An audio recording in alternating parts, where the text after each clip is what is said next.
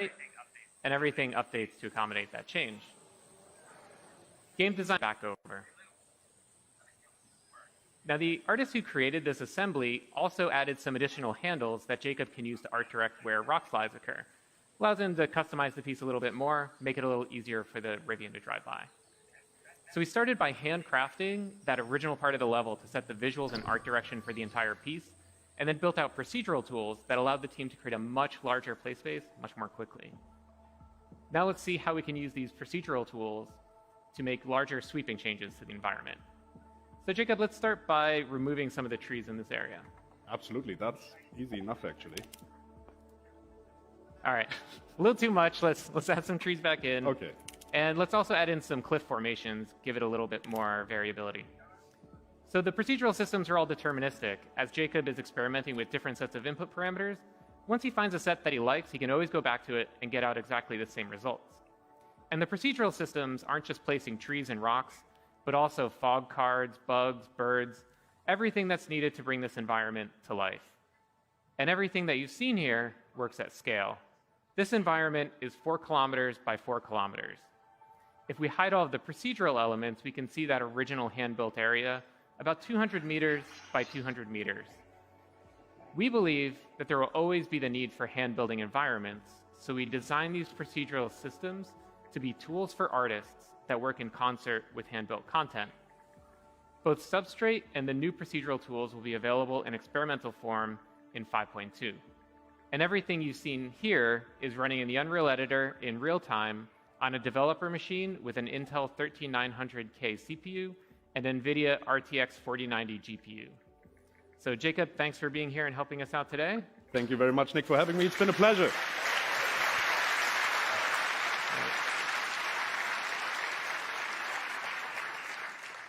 All right, so come visit us at the Unreal Engine booth on the expo floor. You can check out this demo for yourself. And this afternoon, here in the YBCA, we'll have a tech talk diving into the details behind this demo. In addition, the Preview 1 build of Unreal Engine 5.2 is available now. So you can test out all of the experimental new features we showed today, as well as numerous other improvements. Head over to the Epic Games Store to download the binary build and also get the full source code from the Unreal Engine repository on GitHub. Now, I found that we make the best technology for developers when we use it ourselves, when we really put the engine through its paces, both through tech demos like this one, as well as full game productions. So to talk about how the Fortnite team used the latest Unreal Engine 5 capabilities to ship Battle Royale Chapter 4, please help me welcome John Loff.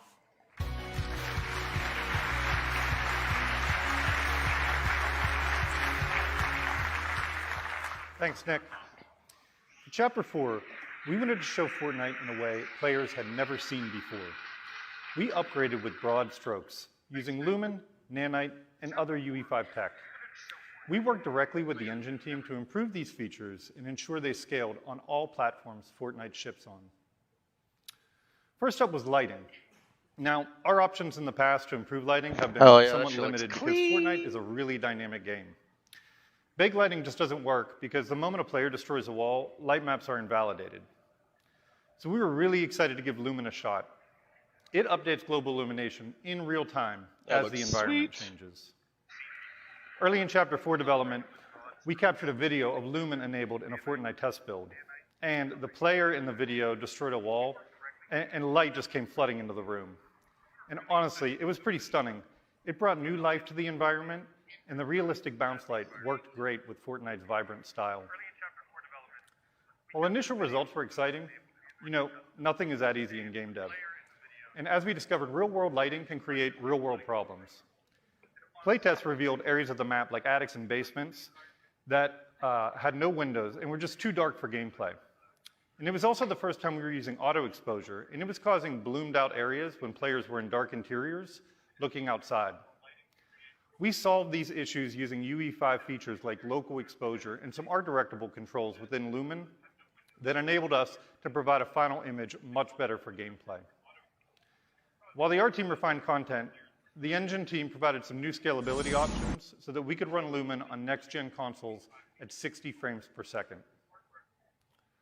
In addition to lighting, Nanite opened the door for us to add an incredible amount of detail to the Fortnite island. It was introduced in UE5 as a virtualized geometry system that supports extreme mesh complexity. So we spent some time experimenting, looking for a good balance between stylized art direction and detail, so we could increase visual quality, but still maintain Fortnite's iconic style. Now that artists weren't limited by triangle counts, we scaled our content pipelines to support Nanite on high-end hardware. Tech artists modeled new vegetation assets, and the art team created some high-detailed props and some amazing hero assets.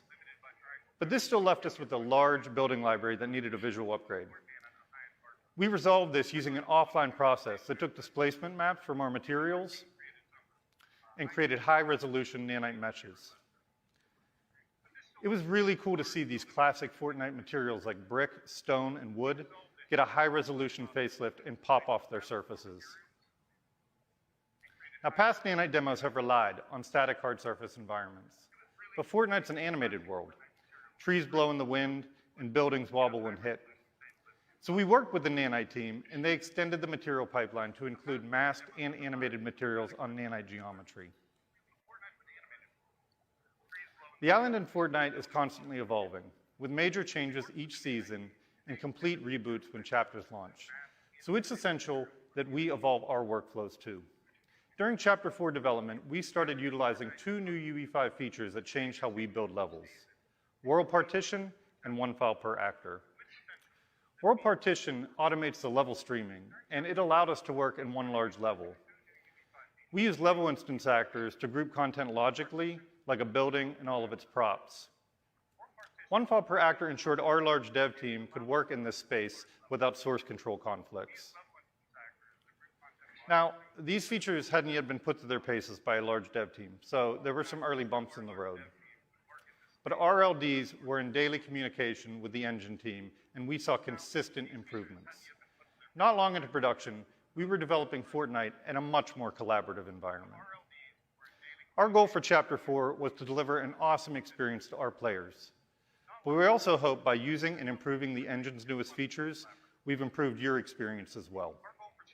Now, with a look at the amazing work developers are already doing in UE5, please welcome Dana Cowley.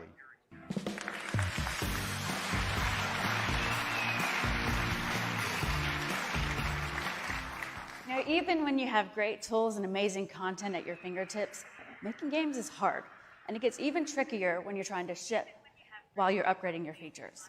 And we put a lot of effort into making sure that the transition from UE4 to UE5 was as smooth as possible, and you've proven that it worked. And we've been impressed with all of the teams who have made the jump over so quickly. Now, many of you moved your games over right in the middle of development, and quite a few of you have left internal tech in favor of UE5. And as of last month, 77% of all Unreal Engine users are on UE5, and that's rapid adoption en masse. And over 750,000 of you are actively building with Unreal Engine each and every month. You've invested in us, and we're investing in you. And beyond games, you're telling amazing stories across live action and animated entertainment. And to date, more than 550 television and film projects have been made with Unreal Engine in production. Now, these are some of the leading studios using UE5 today. This represents a brain trust of talented game developers from all over the world, and it's getting bigger every day. You have validated that we're on the right path, and we're blown away by how you've embraced the tools and shown us what's possible. And now, you're about to hear from several talented teams who are bringing their awesome games to PC, console, and mobile. First up, we have Qubit Studios, a small team whose game Infinitesimals has not only received an Epic Mega Grant, but it's also coming to the Epic Games Store with the help of Epic Games Publishing. Here to give you an exclusive new look is Michael Borjard. Thank you, Dana. Hi, everyone. I was invited here today to share our story with you. Qubit Studios is a small studio from Europe, and we have one mission: to bring the world of Infinitesimals to life. In our first game, you play as Captain Okni Rodinrek, as he and his crew explore a mysterious planet filled with lush environments. Now, a universe is already big at our scale, But when your main character is only a few millimeters tall, it takes on a whole new meaning. As a studio, we have big ideas. As a small team, we need to make choices. And that's where switching from UE4 to UE5 made a big difference for us. It has empowered us by giving us time back. Let me take you through a few examples. As Okni is very small, we want players to truly feel its sense of scale by having a large space to explore. By using world partition in UE5, we managed to save months of dev time. Not just because of the size of the world, but also because we can build on top of it. It allowed us to spatialize a lot of systems very quickly. And with the built-in HLOD, we get strong runtime performance while being able to load the entire world visually in editor. A large world is great, but it doesn't do us any good if it's empty. And that's where the new packed actors and level instances came in handy. A level designer can use prefabs to quickly prototype ideas, while artists can refine those prefabs in editor by assembling assets together. And with one file per actor, it all happens in parallel. On the animation side, motion warping allows us to use a single animation for a large range of situations. And with Control Rig, we can quickly create those first pass animations in editor. But the most outstanding features are Nanite and Lumen. We don't need to spend time on topology optimization and can directly use high poly meshes. Lighting is more realistic, and we don't have to use tricks for transition between exterior and interior. All in all, working with UE5 has been a tremendous time saver for us, and upgrading from UE4 was surprisingly easy. We were up and running in a couple of days. We can now iterate more quickly, focus on gameplay, and allocate time to riskier ideas. But enough talking. Go on the Epic Games Store and wishlist the game now. Thank you, everyone. Enjoy the rest of the show. Your team has built a beautiful game, Michael. Fantastic work. Now, our next partner is one that needs little introduction. Kabam develops and publishes world-class, highly social, multiplayer mobile games. And today, they are here to make a special announcement. Please join me in welcoming Vice President of Product, Tyler Black.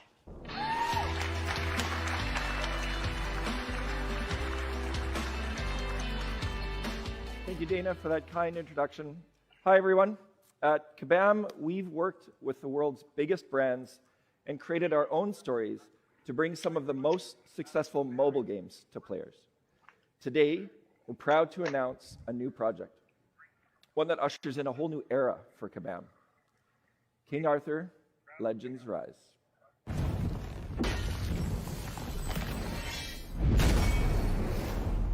It's a new cross-platform squad RPG set in a stunning reimagined Arthurian world. When we began this ambitious project, we knew that Unreal Engine was the only solution that had the tools to bring incredible visuals to both mobile and PC at launch. So here's how we put those tools to use. King Arthur Legends Rise allows players to explore campaign stages and interact with their environment using a variety of animations.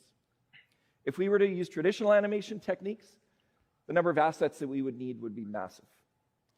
Thanks to Unreal's advanced animation technology, like IK rig retargeting, motion warping, and property access, we can create high-quality, detailed, and attractive animations with relatively few resources. But that isn't the only way that we're using Unreal Engine 5's tools to deepen the player experience. We're also making use of dynamic weather to affect character strengths and other stats and keep the battle gameplay fresh and immersive. That's all from us today. We can't wait to share more with you about King Arthur Legends Rise in the coming months. So check out our website, playkingarthur.com, and sign up to stay up to date on our newest game. Thanks, Tyler. Now, the next developer coming to the stage was founded a few years ago, and they're already making a big name for themselves. Hexworks is a CI game studio, and they are capturing the imaginations of fans of dark fantasy with their new action RPG, Lords of the Fallen. Creative director Xen0Star is here to give you an exclusive look at how they're using UE5 to build one of this year's most highly anticipated games. Thank you, Dana. Thank you, Dana, for the introduction. and handling my name so graciously. Hello, everyone. I am very excited to be here and represent Xen0Star, our incredibly talented multinational team behind Lords of the Fallen, our upcoming dark fantasy action RPG. And today we'll be sharing how Unreal Engine 5 has helped bring our highly ambitious and decidedly grim vision to life. Please enjoy. Welcome to the Lords of the Fallen Technical Showcase. Here at Xen0Star, our goal has always been to create the most immersive game experience possible.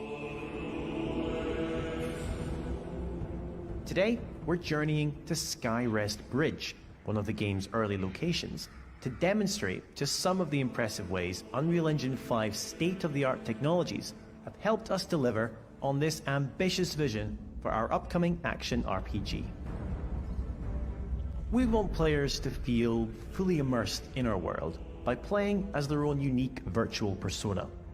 To achieve this, we have used a combination of technologies, including 3D scans of real people and UE5's own character customization tech. Players can create unique faces and bodies by dynamically morphing between a huge range of shapes before finessing the finer details. Our extensive selection of armor sets seamlessly adapt to whatever shape the player chooses. It's really important to us that we represent as wide a proportion of our audience as possible. Being able to customize your hero in Lords of the Fallen is only the beginning. Each and every one of our characters is incredibly detailed, using high-resolution textures. Get up close to any surface in the game, like this tunic for example, and detail texturing provides incredible levels of micro-detail. How these objects move and behave is also crucial for player immersion. UE5's Chaos Physics engine facilitates advanced simulations for clothes, chains, hair, belts, and a whole lot more. This helps to substantially enhance the secondary motion in all our characters, making their movements look much more lifelike. The lighting in Lords of the Fallen takes full advantage of Unreal's brand new Lumen GI. We've been able to light our complex environments in real time, meaning we can immediately see the effect of a light bounce, for example, without waiting for the traditional slow baking processes. Watch how the lighting reacts as we move our light source around this environment. Global illumination like this can be quite demanding on processing, so we also make use of emissive shapes to add additional details to the lighting of any space. We can then fine-tune these light bounces on our nanite meshes, providing our world with impressive levels of detail and minimal impact on performance. Perhaps the most important element of Lords of the Fallen is the ability to travel between two worlds: the realm of the living, Axiom, and the realm of the dead, Umbral. We've created our own custom toolset within UE5 that allows us to intricately craft these two environments side by side and seamlessly swap between them. This means our artists and designers can ensure these worlds feel intrinsically linked, like two sides of the same coin, even if one side is decidedly more horrific than the other. On behalf of Xen0Star, thanks for watching today's brief tech presentation. The twin realms of Umbral and Axiom await fearless adventurers later this year when Lords of the Fallen launches on PC and current-gen consoles.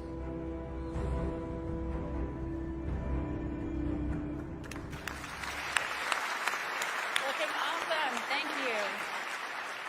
This next team is known for making some of the world's most popular MMORPGs. And recently, they've been pushing the boundaries of cinematic storytelling, and the results speak for themselves. Here with more is NCSoft's Chief Strategy Officer, Dr. Sung-Yi Yoon.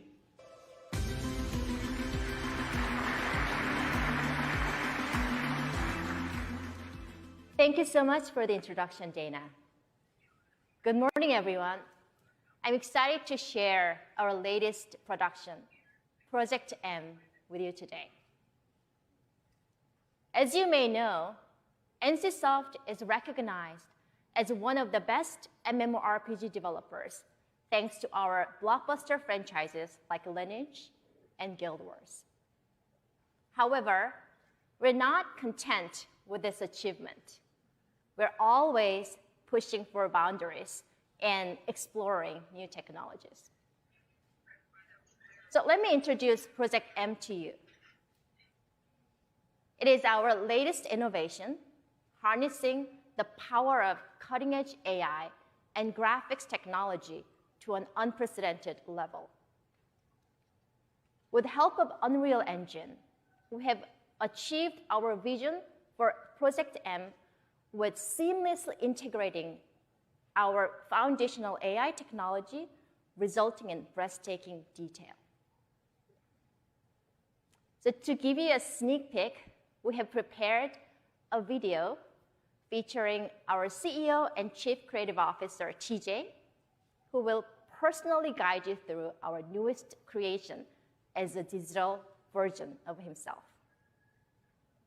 Thank you so much for your attention, and I hope you enjoy Project M.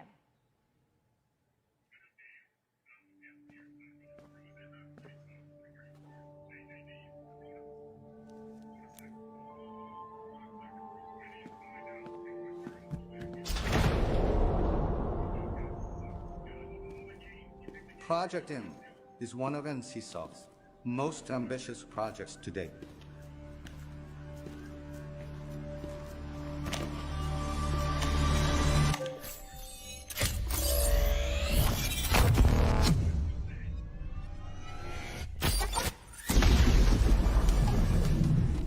What would it mean to you if the world was comprised of informational particles instead of physical particles? Oh, I got a little ahead of myself. I am TJ Kemp from NCSoft. Welcome to Project M.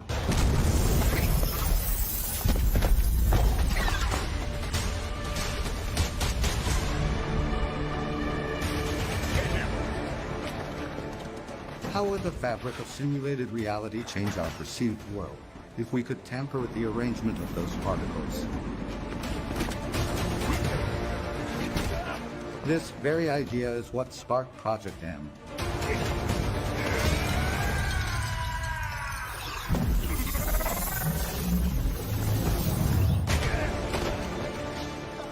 The informational particles that shape Project M's world can transform reality based on your choices.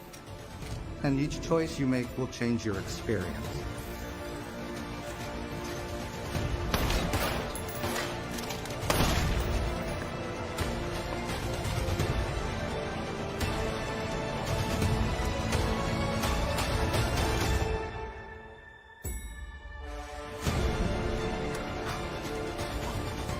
The information that exists in the present reality determines how the world will unfold.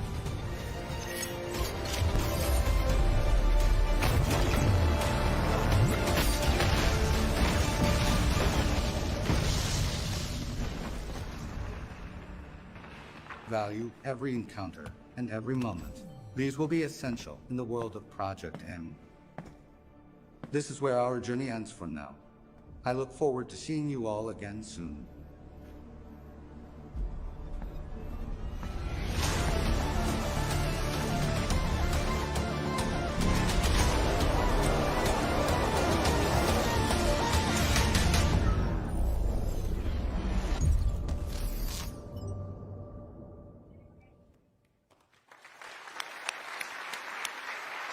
Thank you, Dr. Yin. Project M is looking amazing, and it's unlike anything we've seen. And thanks to all the teams that have given us a new look at your incredible games. Like we just saw, the worlds you're building feature awesome-looking characters with loads of detail and authenticity. And our team understands that believable digital humans are at the heart of great storytelling. And for more on that, I'm happy to hand it over to our CTO, Kim Libreri. Thanks, Dana. Thank you. Some incredible games. Hey, everybody. Wow, it's great to be back after 4 years. It's good to see you all. So, it's been 2 years since we released MetaHuman Creator. This cloud-hosted tool allows you to create photorealistic digital humans in game or experience with the simplicity of an RPG character creator. yet with a level of realism and customization that you've never seen before. Our community has created millions of metahumans for their Unreal projects, and the work we've seen has been unbelievably breathtaking. And I'm sure a bunch of you in the audience are actually making metahumans as well. Let's take a look at some of this work.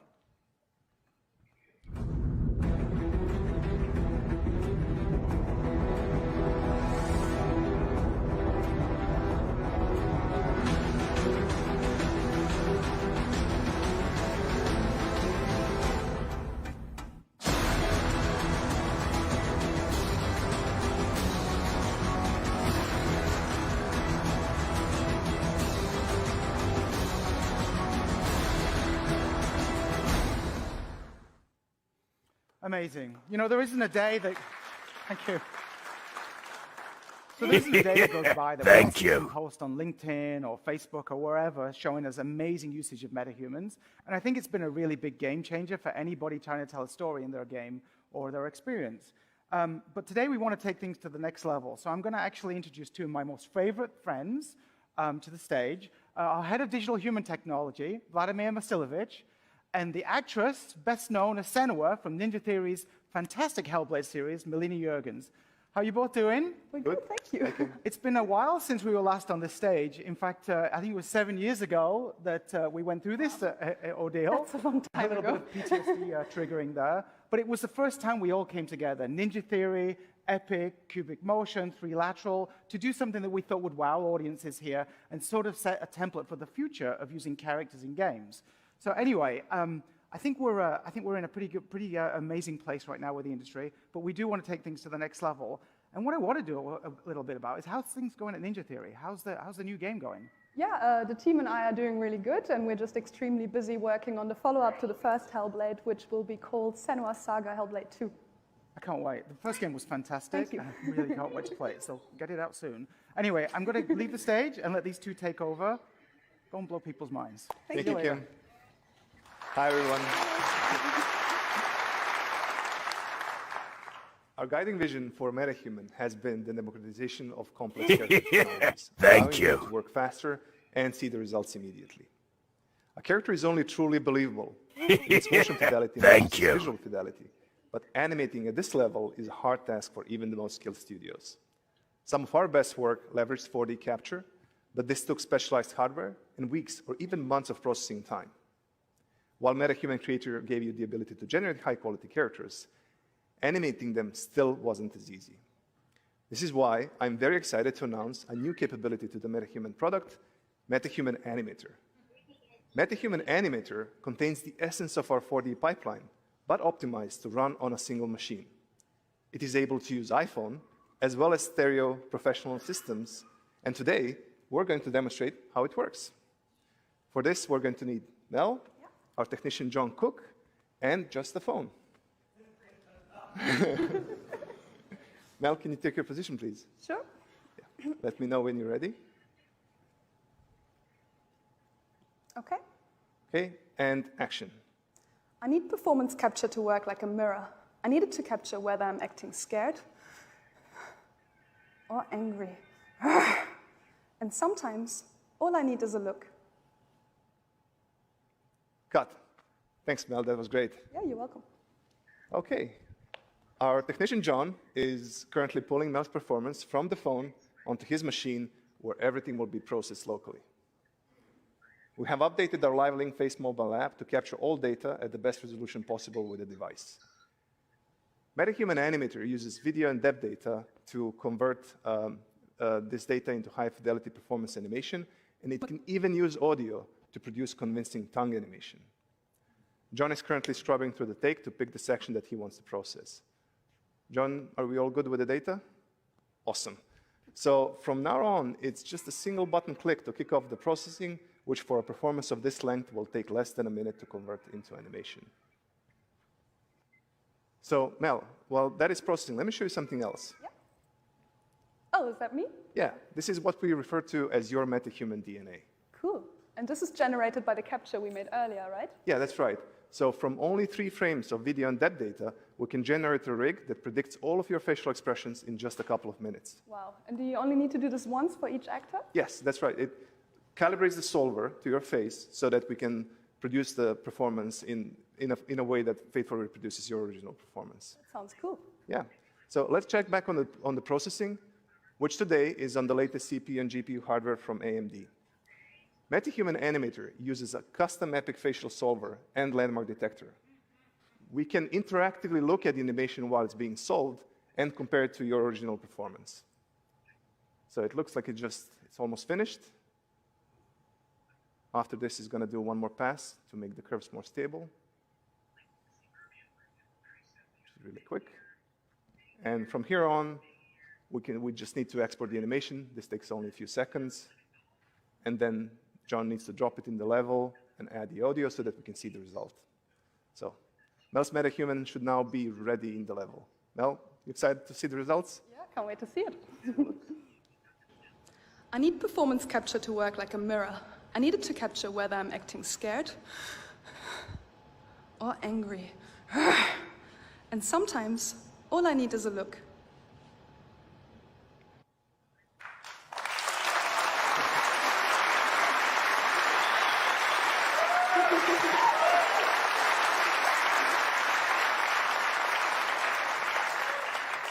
Thank you all. So, Mel, what do you think? I think it's incredible because it usually takes months between performance capture and getting any results back, so this is blowing my mind. And all of this is solved directly onto animator-friendly controls. In this case, we are using a bespoke 4D rig, which we created together with Ninja Theory for Hellblade 2, but it's also ready to use on any MetaHuman or any other rig that follows our new MetaHuman standard. Let's have a look at that. I need performance capture to work like a mirror. I need it to capture whether I'm acting scared or angry. And sometimes, all I need is a look. So the scene take works even on stylized characters.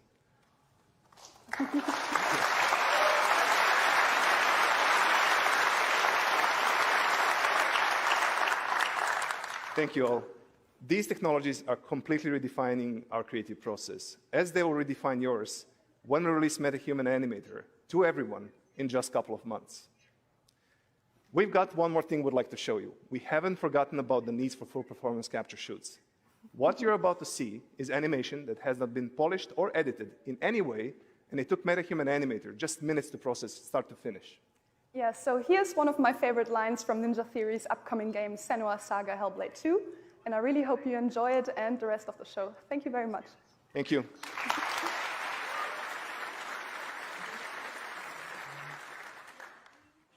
Sign perf cut, take 13.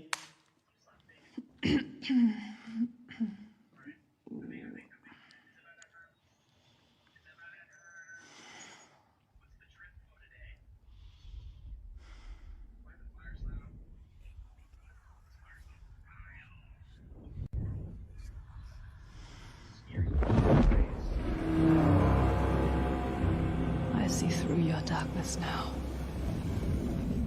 I see through your lies. I will show them how to see as I do.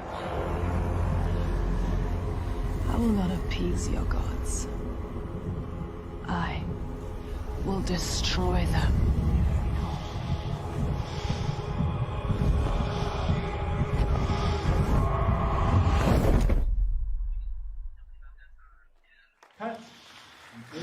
Good? You like it?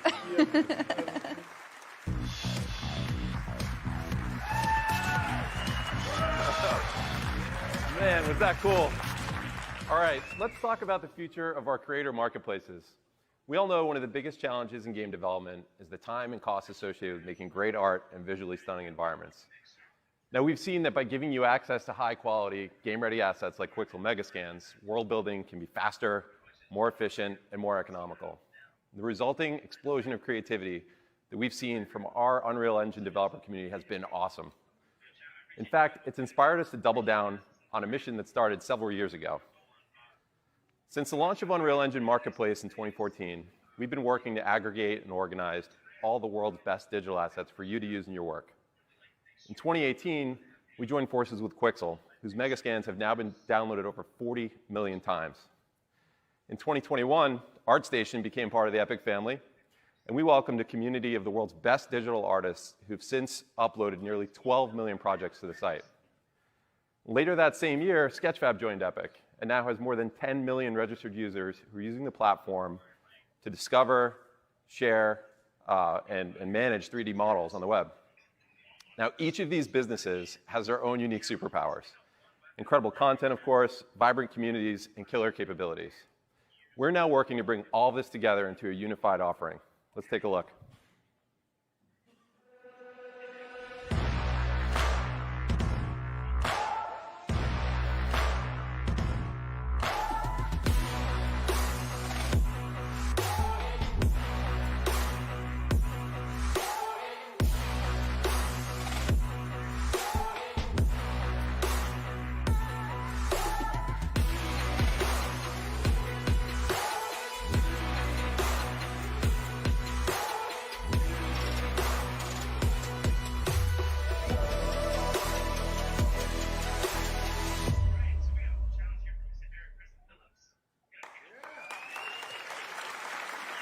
Later this year, we'll be merging our content offerings into a new unified creator marketplace called Fab. Built on the strong foundation of Sketchfab.com, we're going to drop the sketch and go all in on Fab. Fab will be an open marketplace serving the entire digital content creation industry. That means we're going to offer assets for all game engines, all digital content creation tools, and metaverse-inspired open worlds. So whether you're a studio making a blockbuster game or a movie, or you're a player building your first island in Fortnite, our goal is to bring you everything you need to build your world in one place. We'll have 3D models, materials, sound, plugins, animations, visual effects, and more. Fab will be the new home of Quixel Megascans, MetaHumans, and other incredible epic content designed to push the limits of what's possible. We'll also bring you the high-quality assets and environment packs from leading art studios, AAA game developers, media companies, and even musicians who are taking fan engagement to the next level.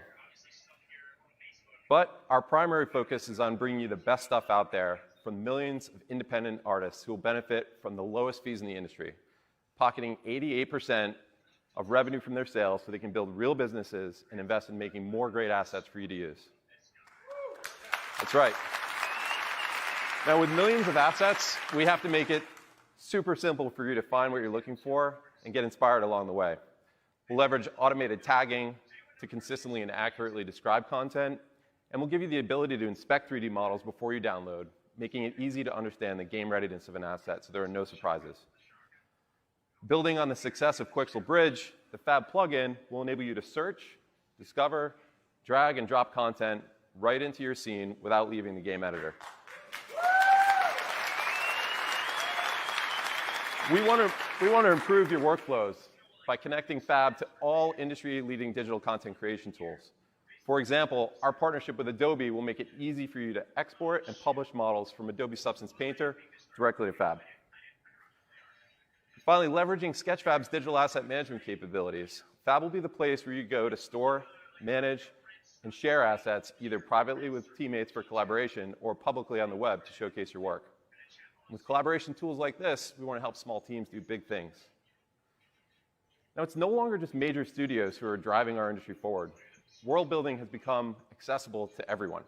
And we're seeing this today with tens of millions of new creators building awesome experiences in Fortnite, Roblox, Minecraft, and other open worlds. This is increasing the demand for ready-to-use content, and it's creating an exciting new opportunity for asset creators to reach massive new audiences. We believe an open and fair marketplace where artists and developers can come together to buy and sell assets is essential to the creation of the emerging metaverse. Now, we're going to keep you posted over the course of the next several months as this rolls out, and we're looking forward to partnering with you all to make this an industry-wide success. And now, please welcome Sax Pearson.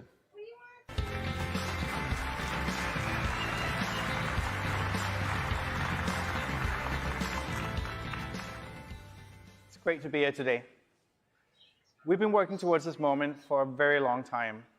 This next segment is exactly why I'm here at Epic, to move the industry forward and help make developers successful. I'm here to introduce powerful new tools to existing Fortnite creators, powerful new opportunities for professional developers. Fortnite is becoming an ecosystem. That means new tools to design, develop, and publish games, and a new economy that rewards developers. These updates bring us one step closer to Epic's vision of a connected metaverse where billions of players enjoy high-quality creations made by millions of developers. At the center of this all is Unreal Editor for Fortnite, available today in public beta on Epic Game Store. It's a new PC application that brings the power of Unreal Engine to the scale of the Fortnite audience. Deeply integrated with the game with new workflows that allow PC and all other platforms to create together fast and fluid. We call it UEFN for short. But first, let's talk about how we got here. Fortnite changed when we released Fortnite Creative 4 years ago. Creative is an in-game toolkit for players to make sandbox games inside Fortnite. And because of Creative, Fortnite is already much more than a game. It's already a place where players find games and developers find players. But why should you develop in Fortnite? Well, our players are highly social, content hungry, with over 500 million player accounts, massive PC presence, and the largest console player base. It's the best, most vibrant place for developers to find an audience quickly and publish new games. Islands built using creative tools already account for roughly 40% of playtime in Fortnite. That's billions of hours a year, and we expect that number to keep growing with UEFN. So this is a sample of games in Fortnite today. What we have noticed is that players are more engaged, they have more fun when they play Epic's own games like Battle Royale and community games made by creators like you. Like, the combination is what makes Fortnite special and what is going to help us all grow. As we've shown in Unreal Engine, Epic's mission is to deliver an awesome suite of tools for developers. Unreal Editor for Fortnite is for experienced game developers, like many of you in this room, but it's also for the growing community of Fortnite Island creators that are ready for Unreal Engine's proven PC editor workflow. As you're going to see in the demo coming up, UEFN and the existing creative toolkit is already a great combo for developer and Fortnite creator teams to make incredible experiences. Of course, our long-term goal is to make the entire feature set of Unreal Engine, or bring the entire feature set of Unreal Engine to UEFN, but also over time to expose many of the other services that Epic offers. Bill just announced Fab. Fab is launching today also inside UEFN in an alpha version. And products like MetaHuman will be coming to UEFN in the future to support your creative vision. For the next stage of Fortnite, and ultimately the open metaverse, we also need brand new tools that solve really hard problems. Interoperability, scalability, and resilience are real issues when you operate at this scale and expect this level of durability. This is what led us to develop Verse. It's a powerful new general programming language designed specifically for this purpose. You're going to see us use it in the demo in just a moment. The second thing we're working towards is high interoperability between UEFN and Unreal Engine that will enable you to take your work anywhere.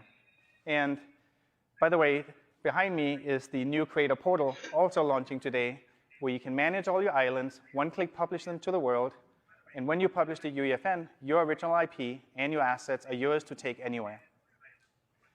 Now let's take a closer look at UEFN features and workflows. We put together a short video, and then we're going to do a demo. Thank you. Let's start with the basics. Unreal Editor for Fortnite runs on PC and is integrated directly with Fortnite, so you have access to over 4 years of content, all for free, to get you started. What's special about UEFN is what we call Live Edit. Live Edit allows anyone on your team to join a UEFN session from any platform that runs Fortnite. That means someone can join from a console, using the normal Fortnite client, and they're able to work alongside and collaborate with PC users. UEFN has access to all Fortnite creative devices, our modular gameplay systems that work in the in-game editor. This allows you to instantly add gameplay, and quickly bootstrap your game from the hundreds of gameplay devices already available. The UEFN beta has many of the same features we use to create Fortnite, including the landscape editing toolset.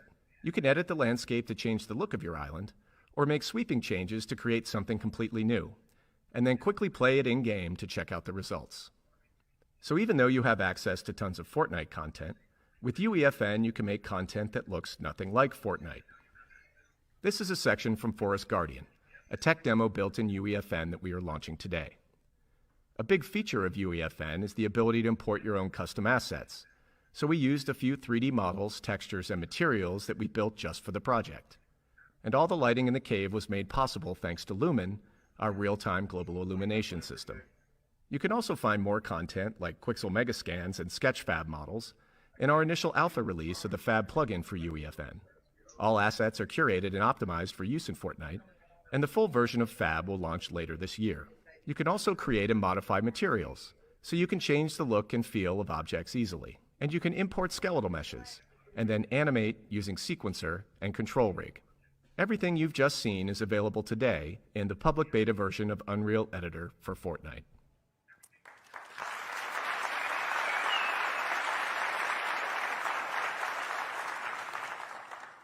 So it's a short video of just like the most condensed way we could show some of the the more important workflows.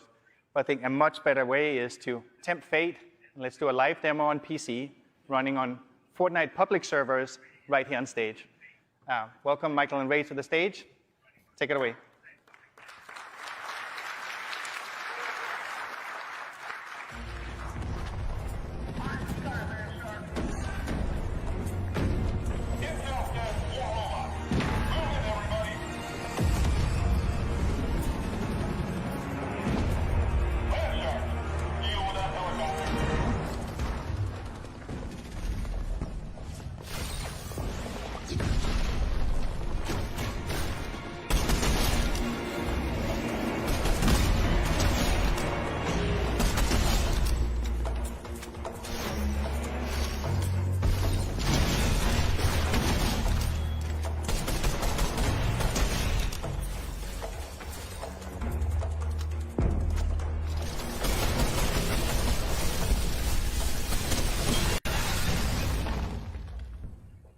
I'm glad that went well.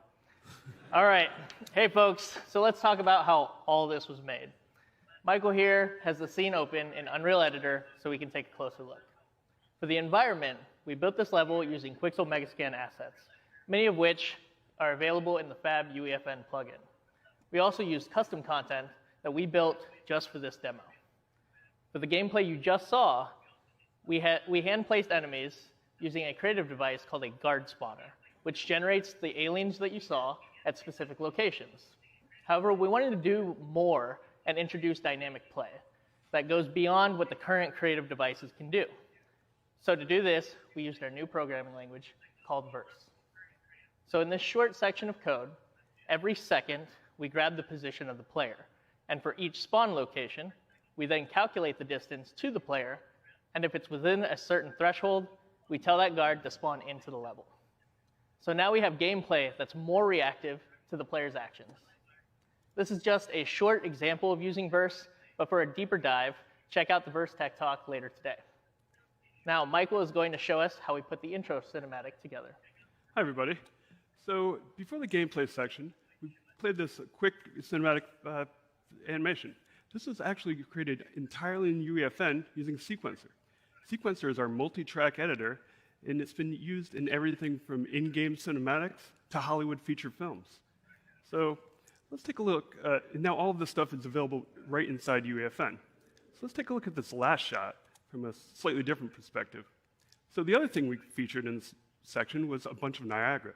Niagara is now available in UEFN, and it's our high-end VFX system. So, and just like in the movies, you can frame up shots and have great effects. So what we're going to do here is just set this up.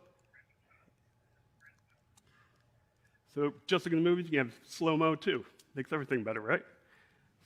So these are just a sampling of some of the stuff that you can do inside Sequencer. But let's get back to the game. All right, so now that we're back in the game, in UEFN, you have access to Fortnite's time of day system. Or you could use what we did and do what we did and use a completely custom lighting solution. And thanks to Lumen, both daytime and nighttime look great. Now, let's go to the final gameplay section and let's close out the demo. But as a reminder, everything that you're seeing here was created in the same version of UEFN that we're releasing today. I think I'm going to jump in here and help you, Ray. I'm all for that.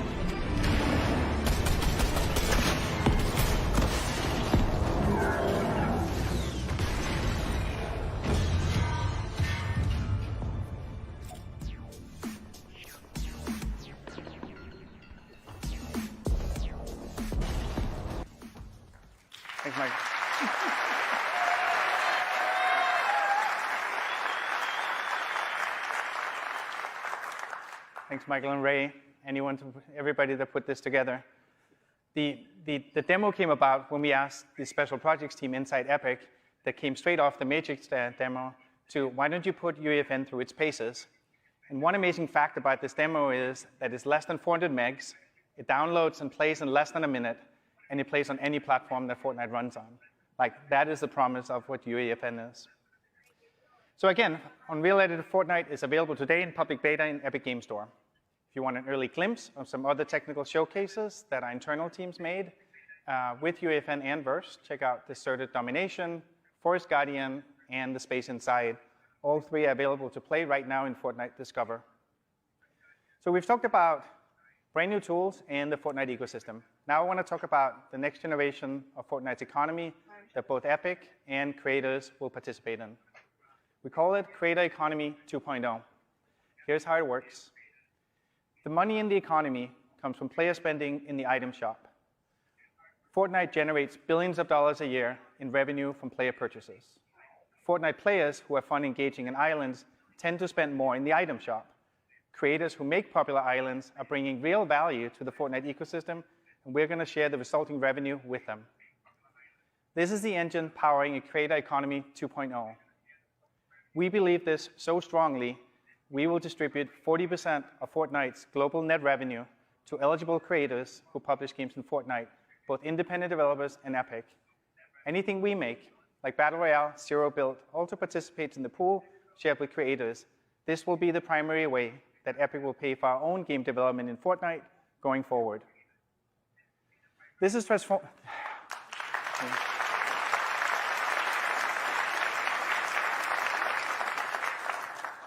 I'm glad you feel it's a big deal, and I feel it's a big deal too. So, this is transformative and a big gut check for us too. We imagine thousands of third-party development teams building businesses and thriving with this model. Payments from the pool are based on performance of your island. We take into account data like island popularity, engagement, retention, attracting new players. And the benefit of this new approach is rooted in player fun and rewards everyone's creative work, both yours and Epic's. There's no need to design cunning monetization loops or extractive gating items. You make an island the players love. That is all you need to be part of the new economy. Creator Economy 2.0 is live right now. For eligible creators who are currently publishing, we are backdating the engagement payouts to the beginning of this month. And for more details and to sign up, go to create.fortnite.com. Everything you've seen today represents Epic's biggest bet ever. The release of advanced tools that publish directly into Fortnite on PC, console, mobile, and cloud, lowering the barrier for developers to be part of one of the biggest entertainment ecosystems. We welcome anyone to join us in the future, where original content is owned by its creators, where developer earnings are a function of fun, and where ecosystem can be directly linked through community language standards like Verse. To support developers who adopt UEFN, we're broadening the Epic Mega Grants program to help teams bootstrap projects that use UEFN and Verse. We're just getting started, and we hope that you'll join us and help shape the future of development. Now we're going to give you a look at what UEFN can do right inside Fortnite. After the video, Tim is going to come back out to talk about Epic's future vision. Thank you very much.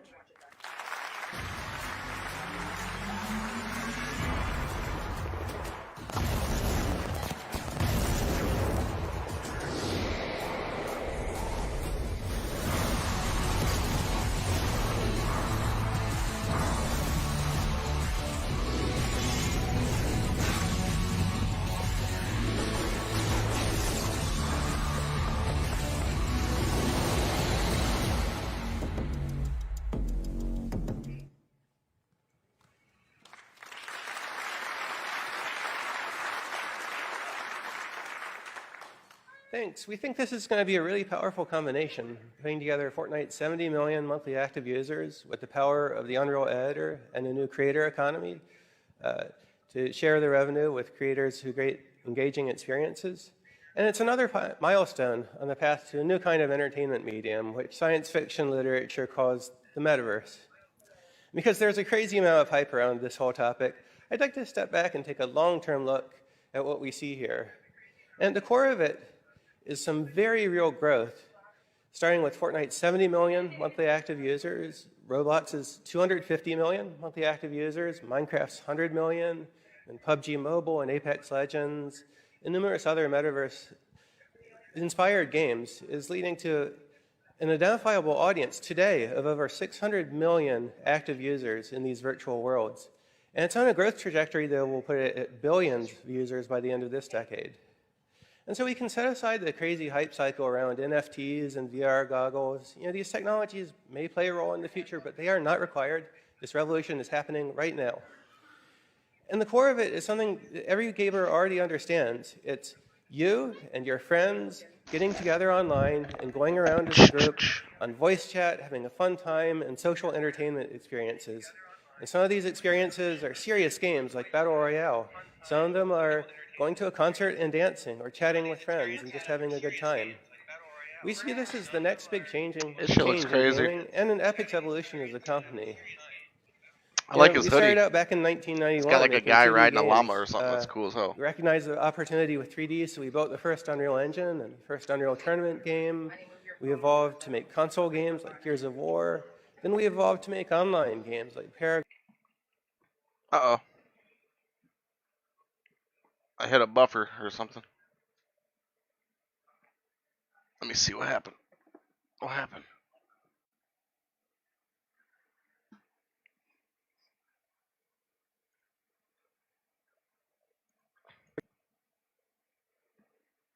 What the fuck?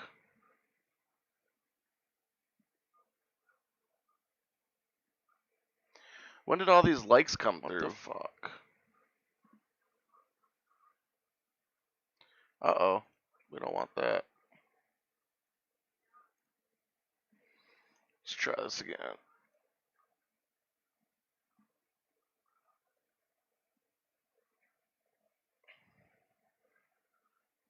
Then we evolved to make online games like Paragon and Fortnite.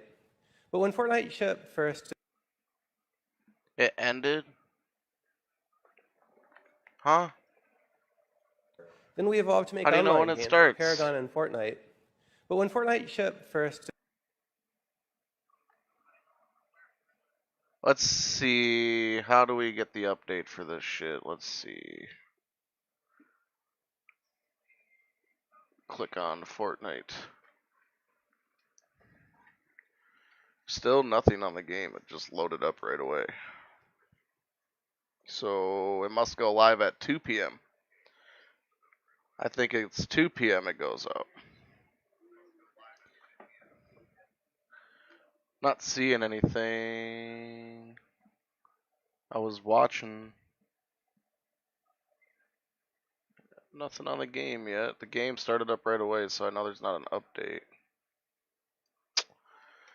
You motherfuckers, I'm trying to load up my Facebook thing and you keep taking me back to Fortnite. I'm just trying to see what's going on. I'm ready to check this out. I'm excited. A little too excited, I think.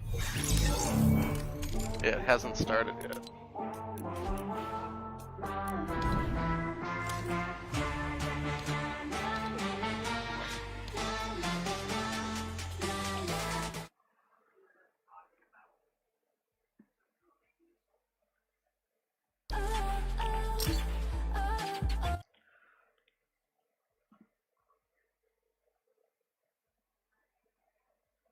It doesn't say.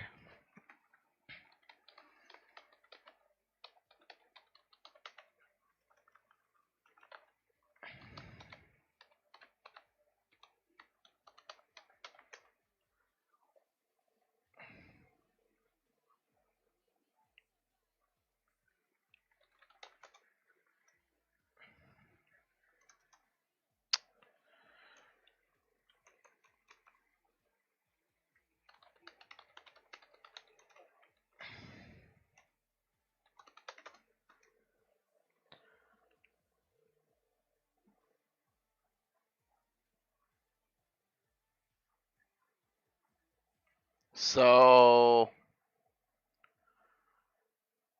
what is this right here?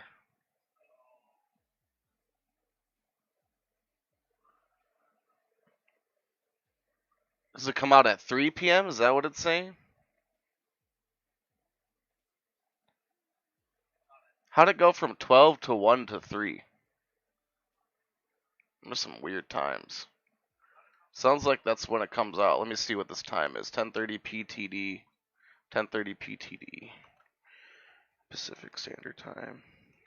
10:30 PTD to ETST. Now that can't be right.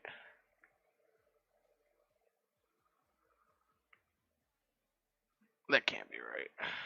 Let's check out their Twitter.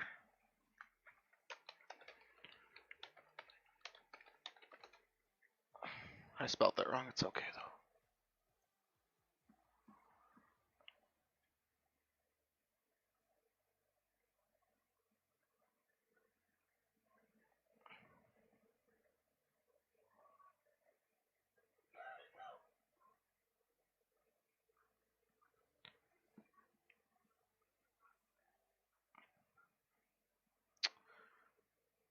Just keep saying it comes out today. There's no time.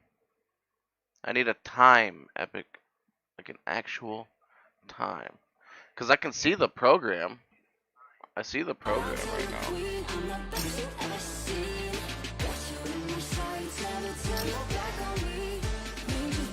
Everybody's like, there's only like a few people on too, like Fortnite. Everybody's waiting for this to come out.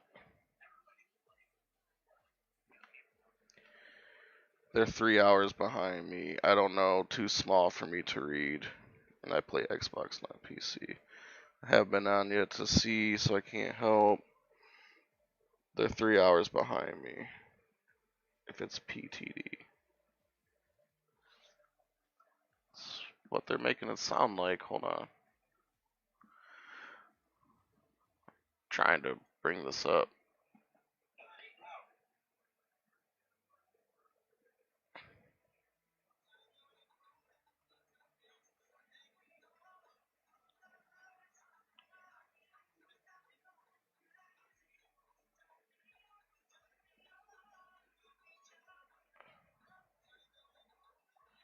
Is it because this is still going on? And that is the journey from Unreal Engine 5 It's because it's to still Unreal Engine going 6. on. It'll That's happen why, over dude. this It's time fucking period. It up. is the They're same still talking journey, about it. to the open Fucking- metaverse. We gotta But finish there's no watching need to it, wait Jen. because we're doing it live.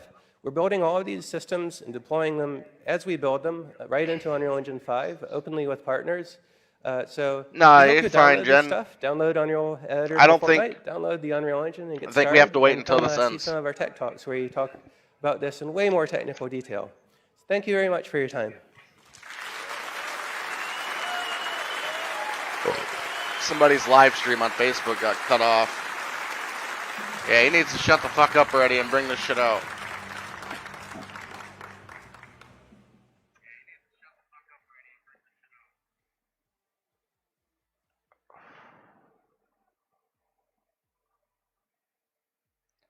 Is that it?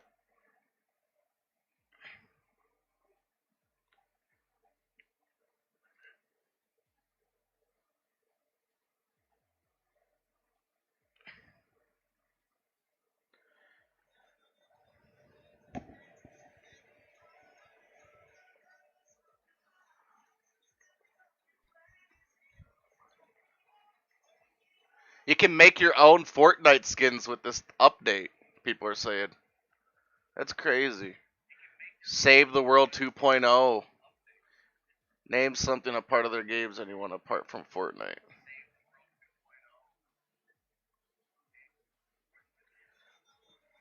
They have Gears of War and some other games, you dumbass. The next speaker will be Fish Sticks. Hey, if it's Fish Sticks, that's my boy. Alright, let's see. Fortnite's still running. Let's exit it and come back to it, and let's see if it's live now. Because that's over. I'm not seeing anything extra here.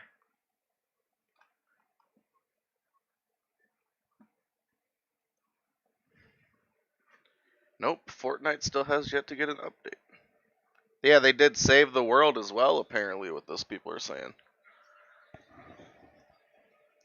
I don't think this is going to be live until 2 p.m., like 15 minutes. Somebody says it finished already.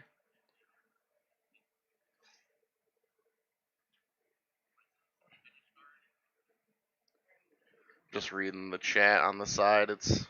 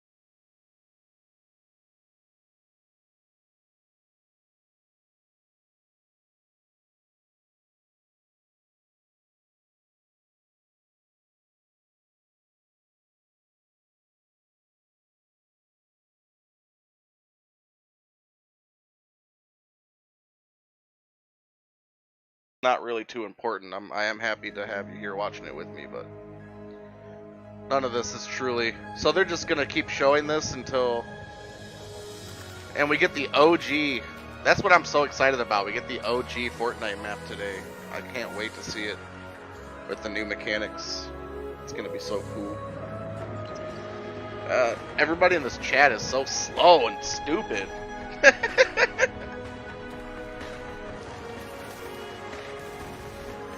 Yeah, I think they're just doing a quick, looks like they're doing a quick recap of all the games they showed. So 3 p.m. our time, Jen, is what I'm going to aim for. That's probably when I'll go live and play for y'all. I'm going live as soon as this update happens. I'm going to be on right after, so showing off all the new features and whatever I can. I'm going to be diving into it pretty hardcore. I'm excited. Because all these graphics and stuff that they've been showing look really good. All their new games look good. The new engine, this new engine they got, everything looks great.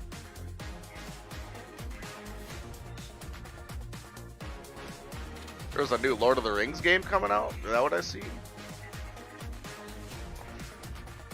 I didn't see that.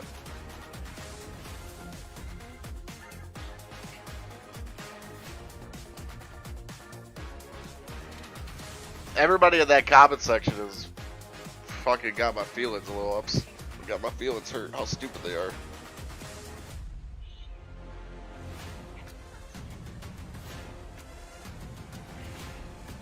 Epic Games is taking over, man. You see how much shit they own? It's crazy. They got so much shit they bought out. They must have cashed out. Yeah, they just keep showing this. So I'm guessing it ends at fucking...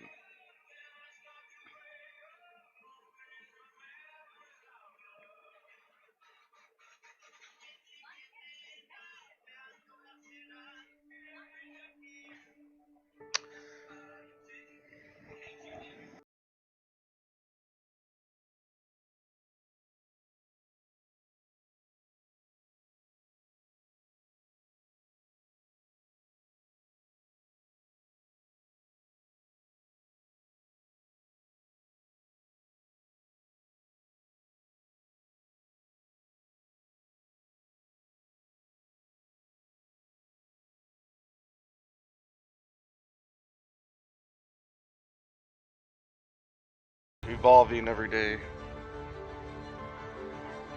I just gotta pee. Oh, I come out here at the worst time, Grandma.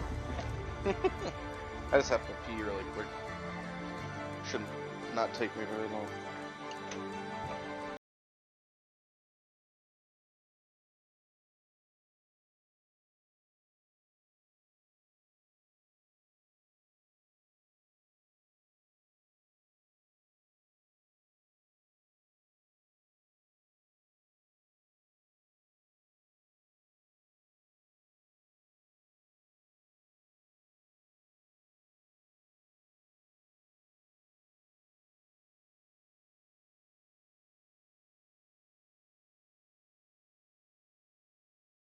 Excited for more Fortnite content. I'm excited. Cannot wait for this shit to go live.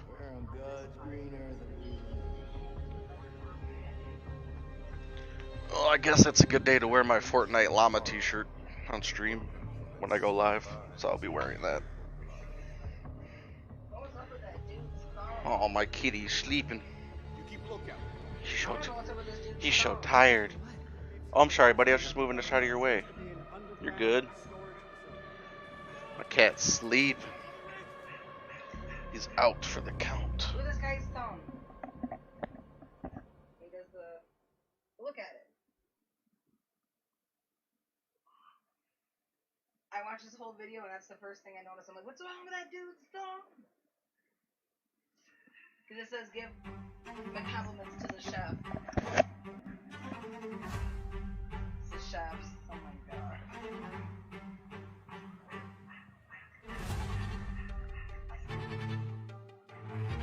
Got my Fortnite t-shirt ready to go.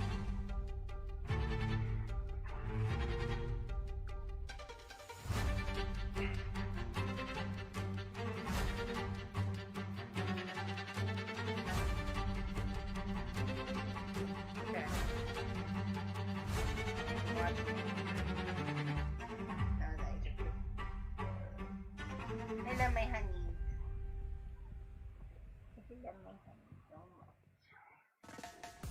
It's the game that no one ever thought was going to exist. We like doing all sorts of things that are Psychonauts. not common. Depending on the layout of the engine, that can be very difficult. I'm just ready for the shit to end. I want to play the new update, but you lazy can't. in the amount of polys I can push through this engine and still run fast and efficiently. Yeah, see, it's already out. Double Fine Productions has been around for 20 years now. We're here in San Francisco, California. We're about 70 people. We started making our first game in 2000, which was Psychonauts, our flagship IP. And we just made a sequel to that now. So that's the 20-year history in a little bookended nutshell there. Can you bookended nutshell? Beware the cows! Not all milk is enriched! Psychonauts is a very special franchise for Double Fine. We learned how to make console games making that game, and a lot of the same team is still here 20 years later. You'll need one of these. Now we're talking. It's kind of our legacy, to be honest. It's this strange game that would not normally get made, but we made it, and it's kind of the soul of the studio. Bacon. It's very, very important to the identity of the company, and we obviously took building a sequel to it very, very seriously.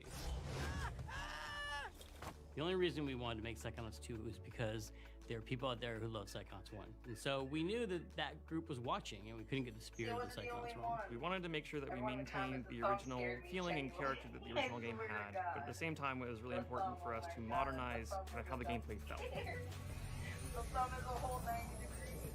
Unreal was a good fit for Psychonauts 2 because it checked all of the boxes that we needed to check on the art side for sure. Allowed us to quickly iterate on levels and build a massive game with a pretty small team.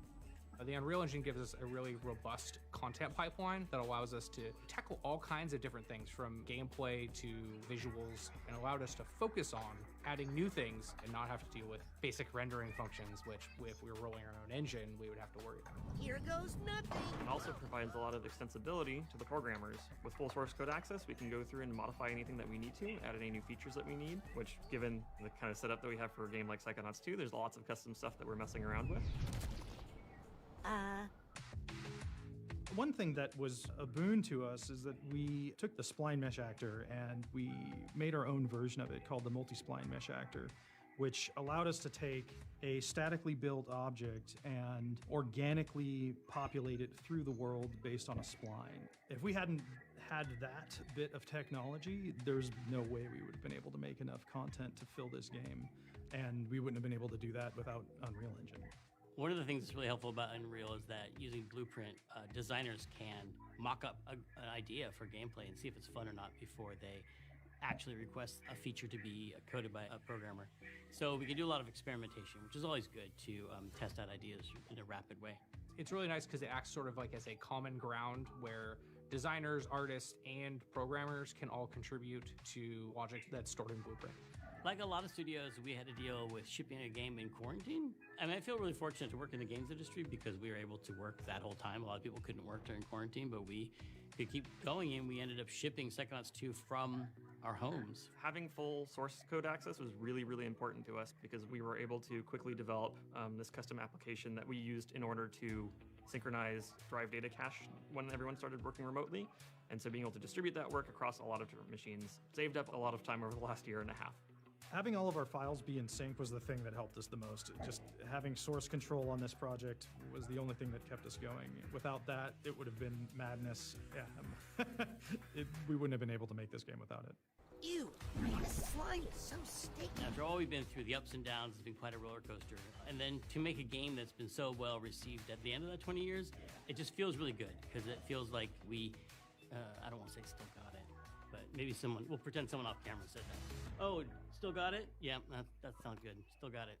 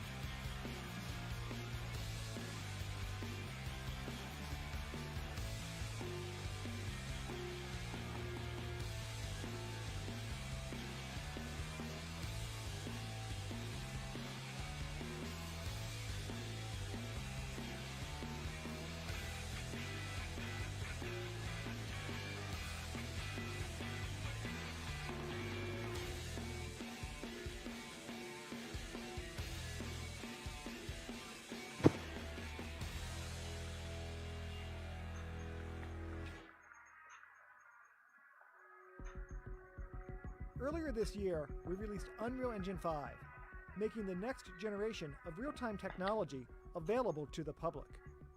We've created many new tools and features I don't know when that this make shit working in comes real out. time faster, more efficient, and more collaborative. Let's take a look at a few of the tools in Unreal Engine 5. First off, you can create games and real-time experiences with massive amounts of geometric detail.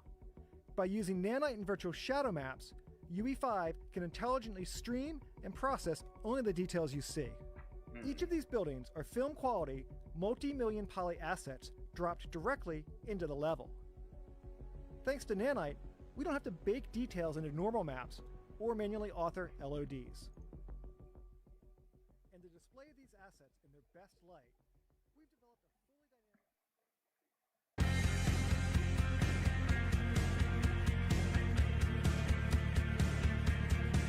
Yeah, I'm trying to figure out as much as I can about it. I can't like find out when it actually comes out on the game.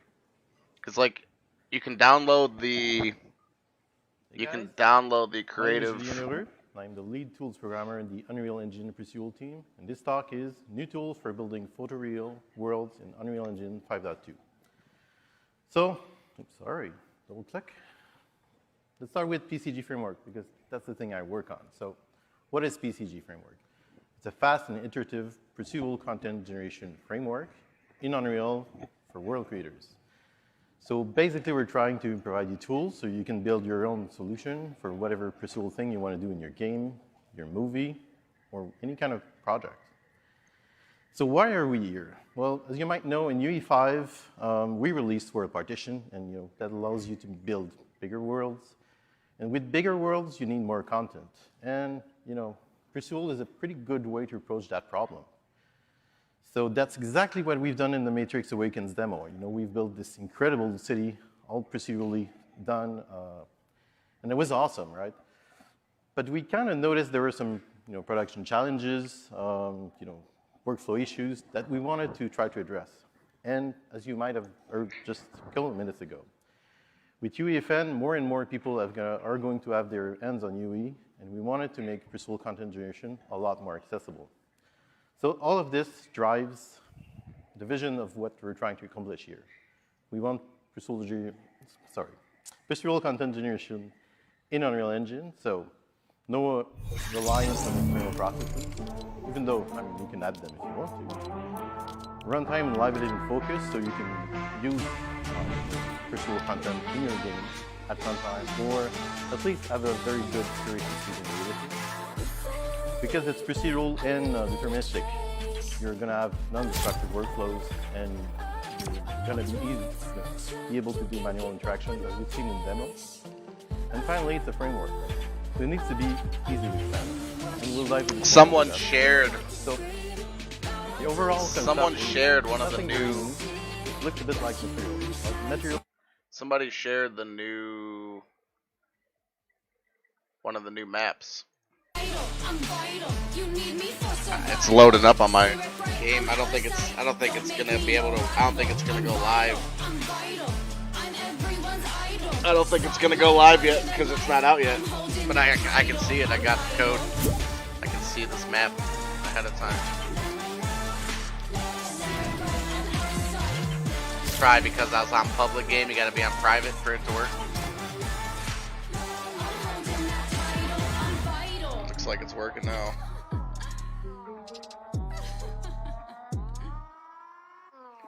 Nah, it's acting stupid. Like it's not like I'm doing something too early.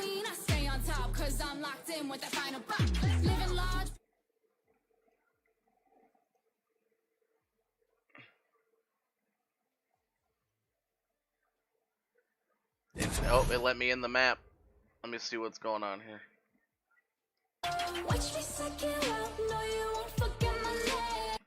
Let's see.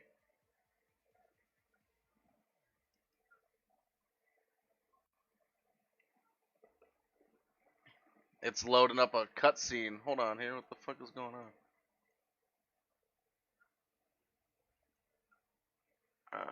Window capture off. Oh.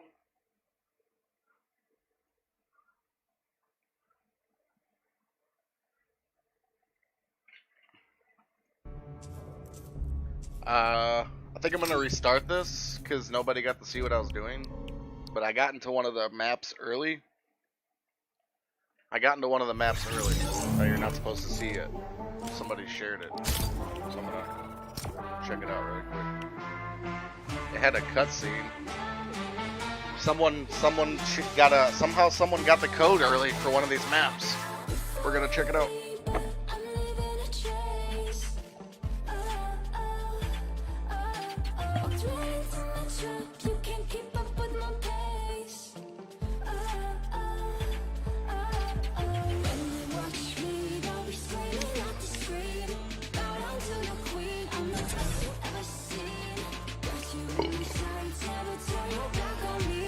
It's 2 o'clock.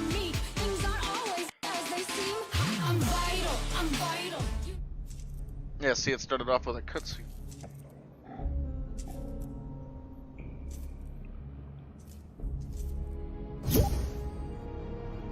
I don't know why everybody's trying to join me. I'm not playing.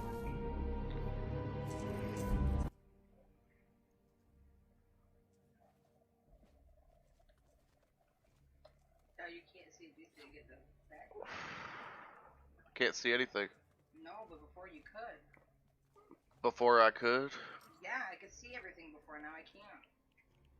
It looks like you went into like some kind of dark fucking room. All I see is lights. I don't see anything else though, like I could before. Cause I seen everything in that room before. It was like blue and it had like boxes and stuff. You could see the door and everything. Maybe I should retry one more time. You could see the door.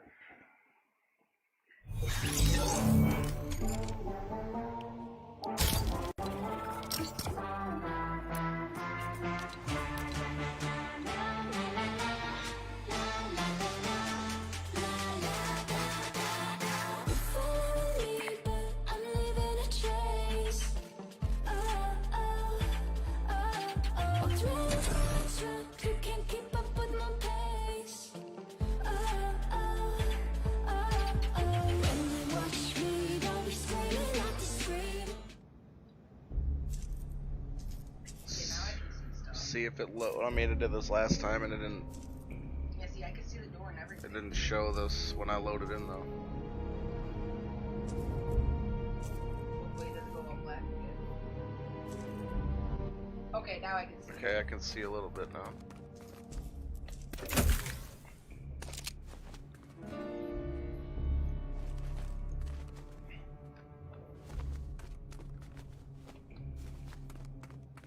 I saw it take key. Okay, I got the key.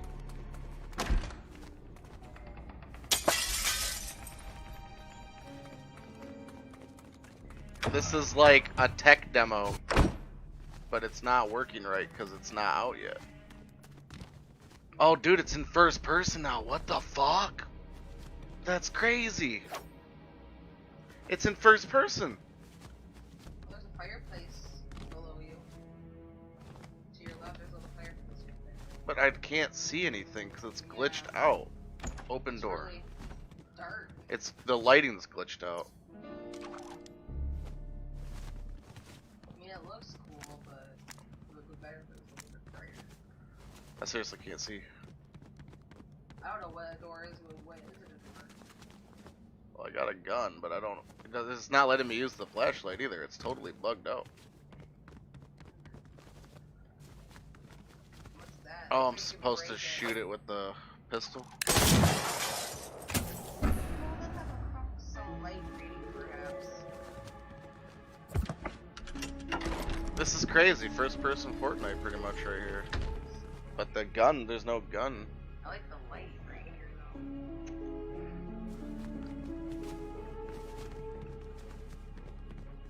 I don't know what's going on.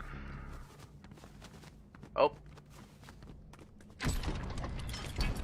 Oh shit.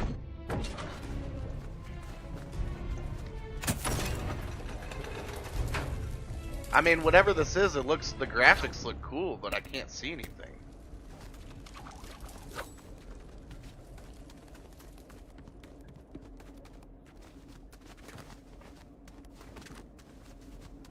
What the fuck?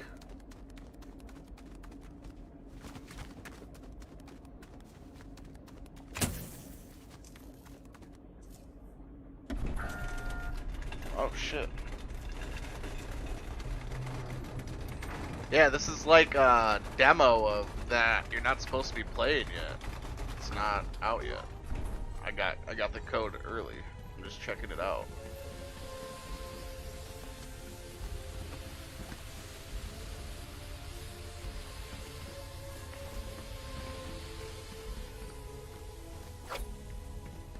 The graphics on the walls look so good, but I don't. Door locked. What do you do? What do you gotta do here? Oh. The pipe is missing. Fix pipe.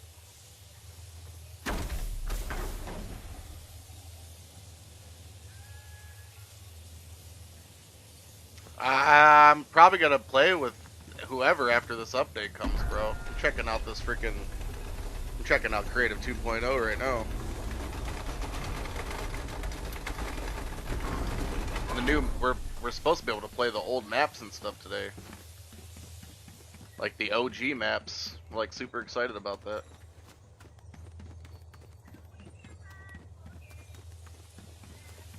So it needs a pipe. I'm confused. This is a weird demo of the graphics because I don't know where anything is. Just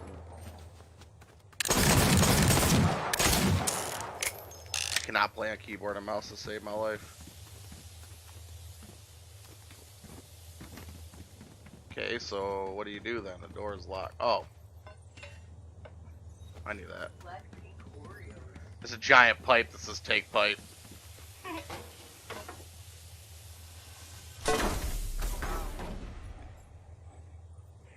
It's pretty cool. They got like cutscenes and shit now, but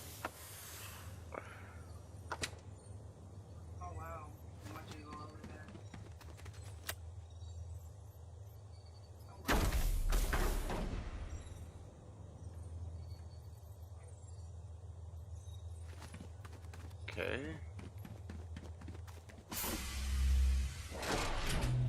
Ooh.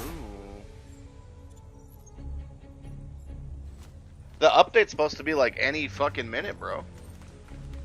It's supposed to go live, but my shit's acting jank because I'm not supposed to be on here yet. It's supposed to be updated with the new graphics and stuff, but I don't. I got the code early. So I'm just checking it out.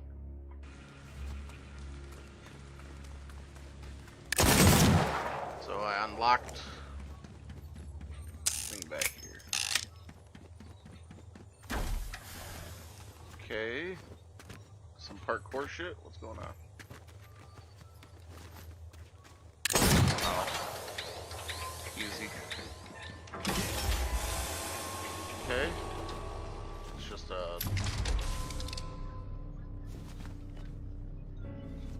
oh, it's in first person again.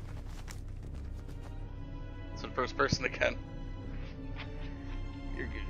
I'm just trying to. Hopefully this shit ends up being sweet, man.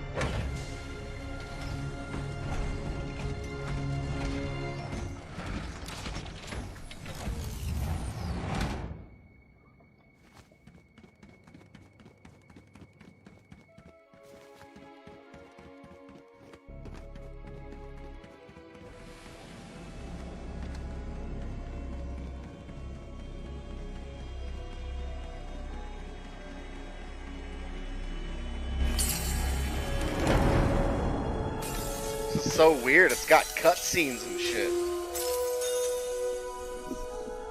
This is weird.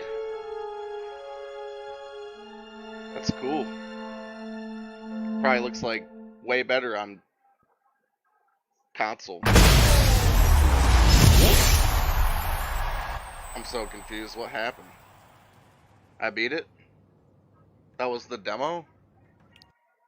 That can't be fucking right, man. That was created by Epic Games.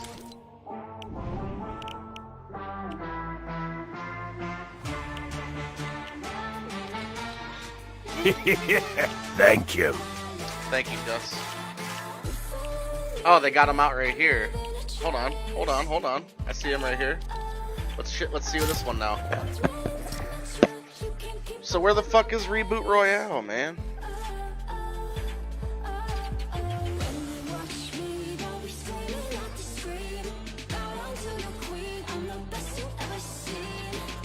This is the one that's supposed to be like have the crazy graphics.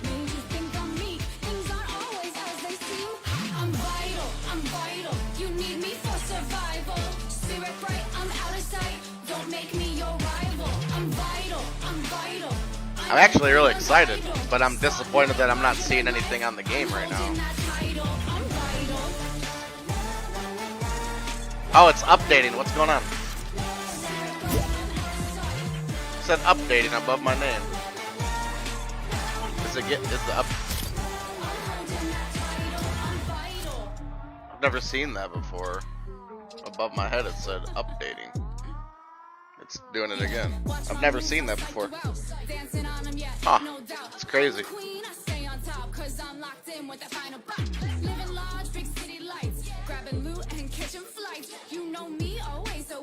I don't think I'm supposed to be on these yet.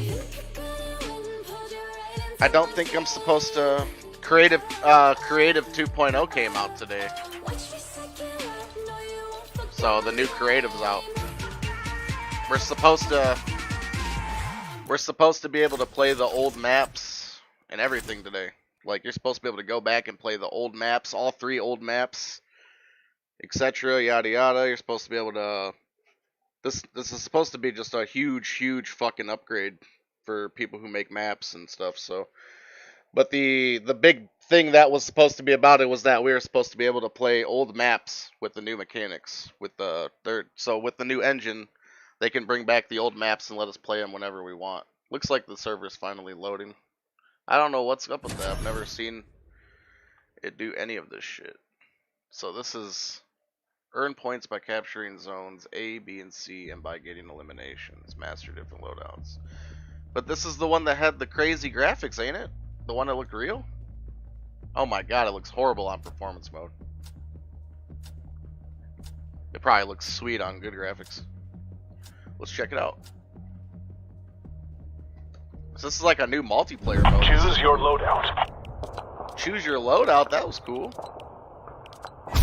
Capture and hold the control points. Oh, what? This shit looks...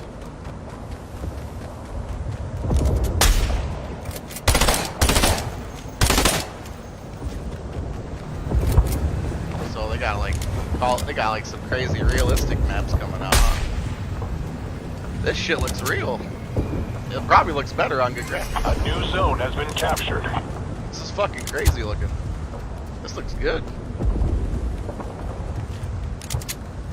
So this is like an actual one you can burst people with like already on.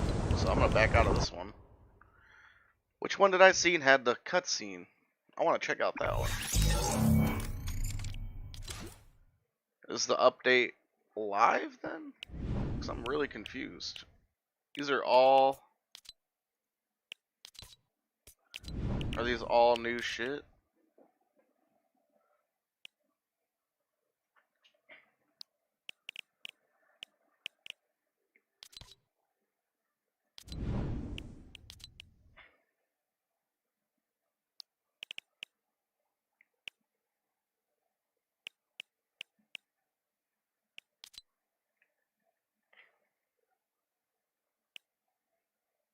Yeah, it looks like that's part of it too.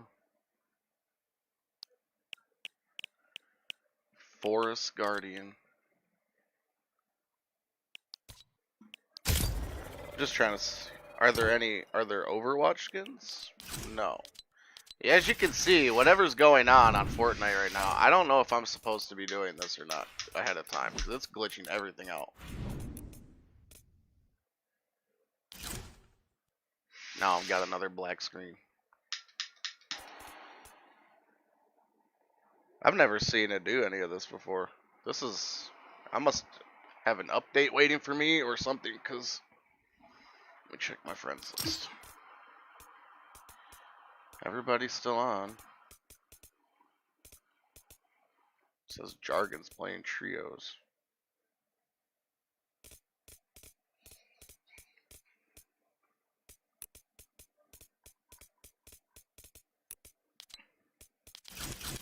Still a black screen.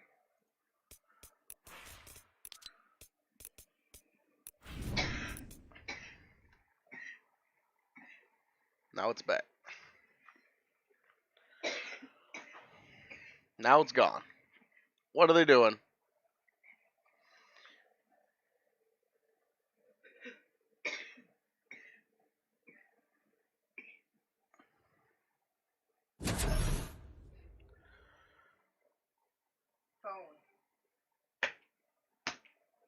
I don't honestly know, Gus. Oh my god, I want to see this on good graphics.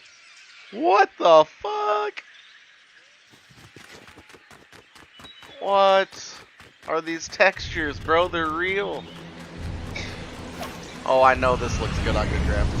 Whoa! What? What was that?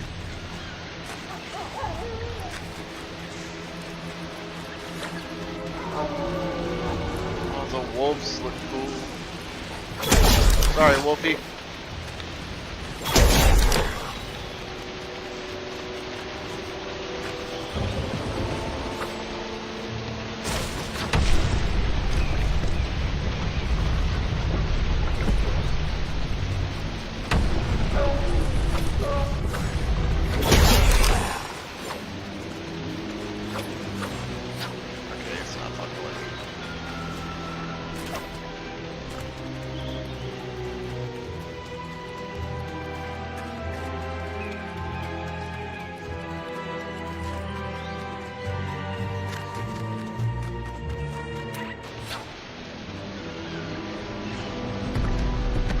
What the fuck? This is Fortnite, bro. Whoa.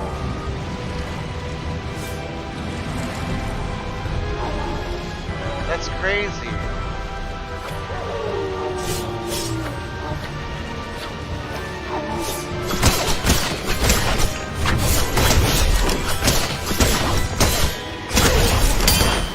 What? You can block?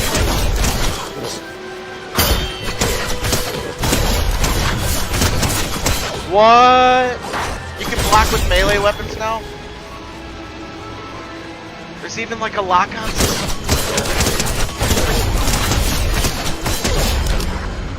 What? This is cool.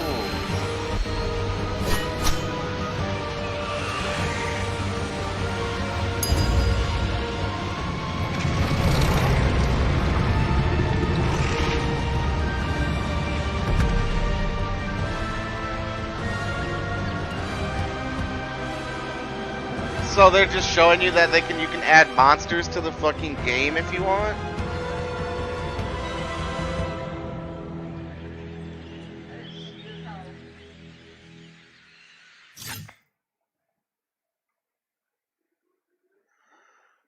That was fucking crazy.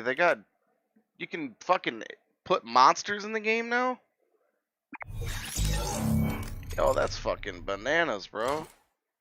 That shit was bananas. It wasn't even nothing crazy. It was just graphically, like, cool. That was cool. Gemstone Tycoon, Pirate Adventure. These are, I don't understand then. When's this Reboot Royale shit come out? Seriously, Colin? Google it. Phone. Piss me off.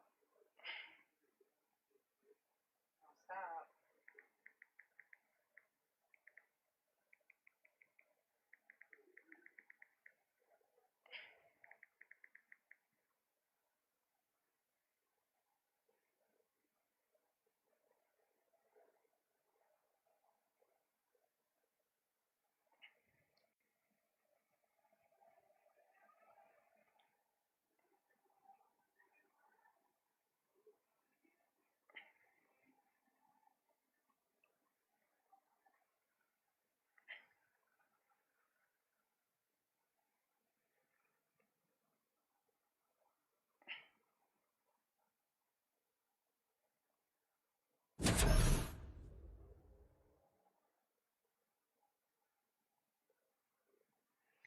Reboot Royale is expected to launch today and will be in beta testing. Join the Discord to get early access to testing and report bugs.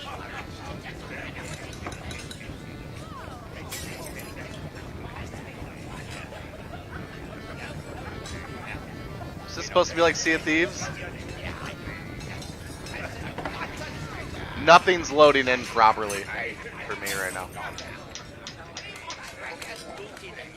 I don't think I'm supposed to be playing this shit yet.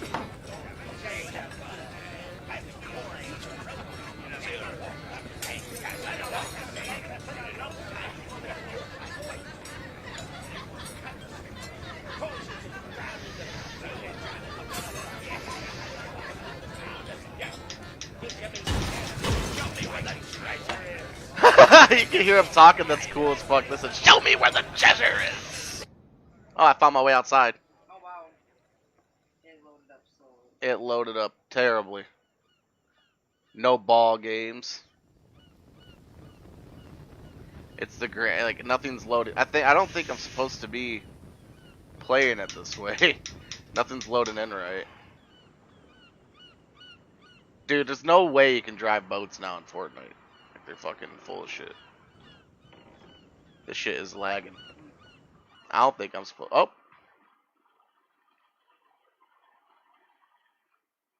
I don't know what I did. I do.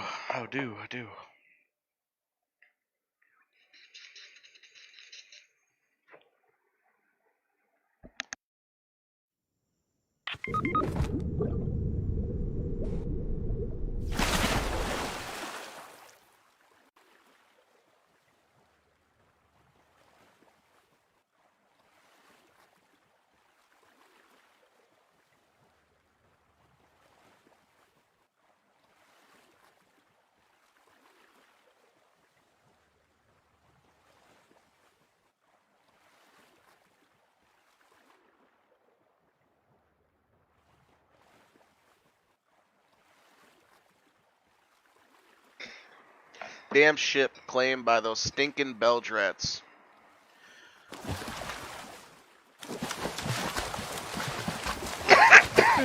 Yes, babe.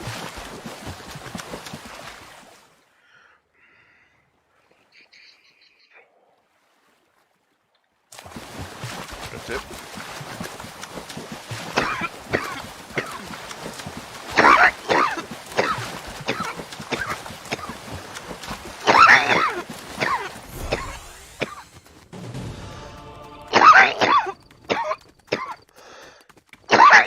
Fuck!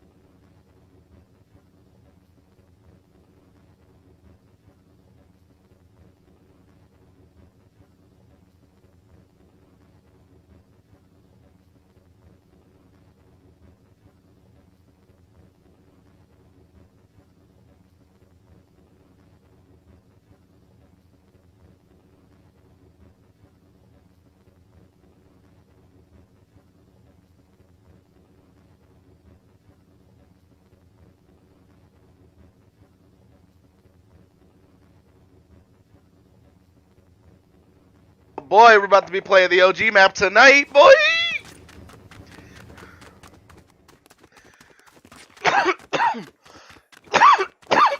This shit ain't started enough right. What is this?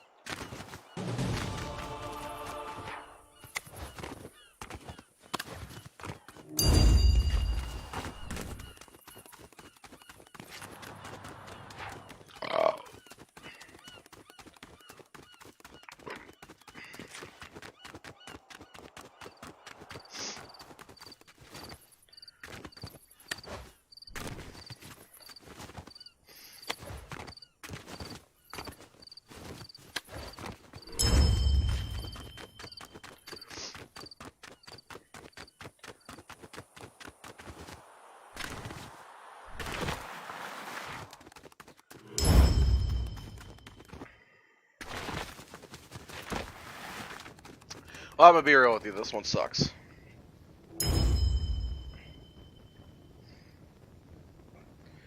Where is the code? People said.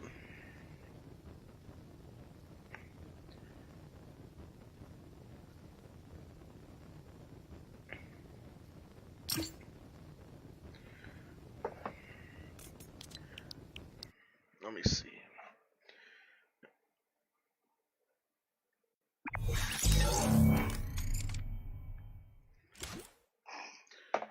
Let's see what the fuck this is.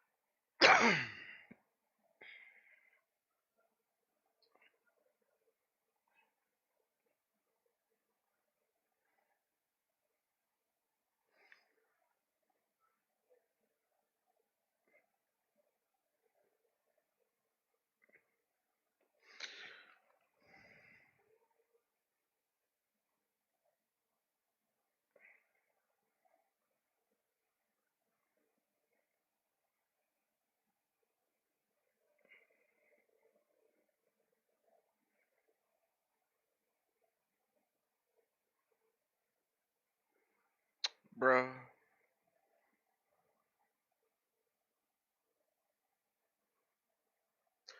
So people are saying the code comes out.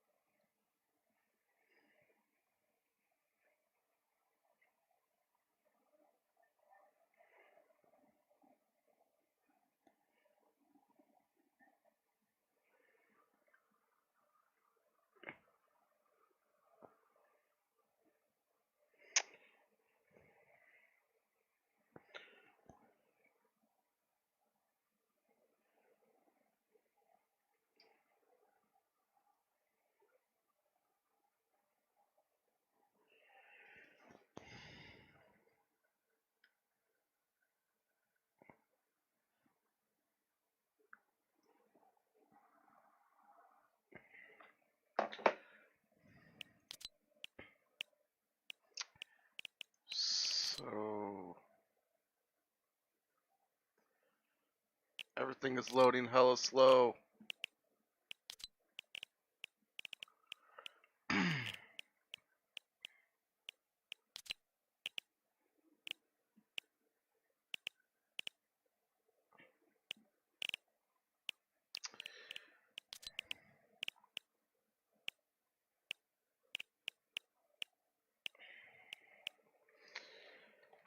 In this Discord, and they're all being stupid.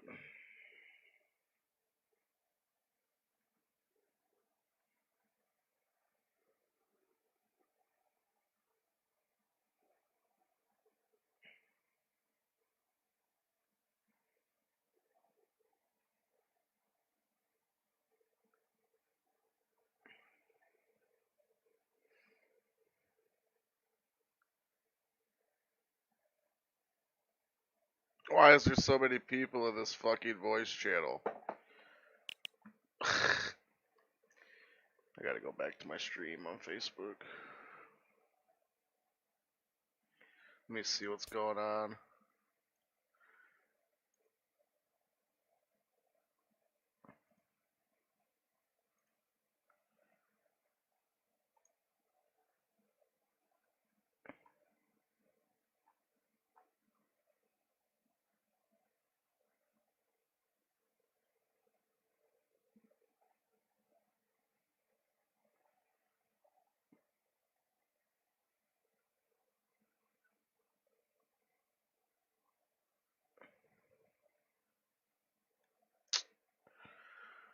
So, where are they gonna post the fucking code?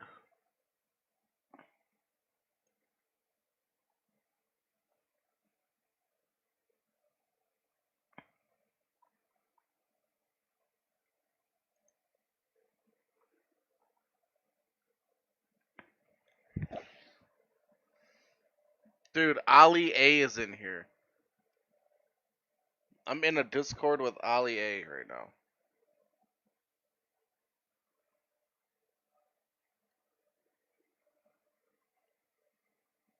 Lachlan? What?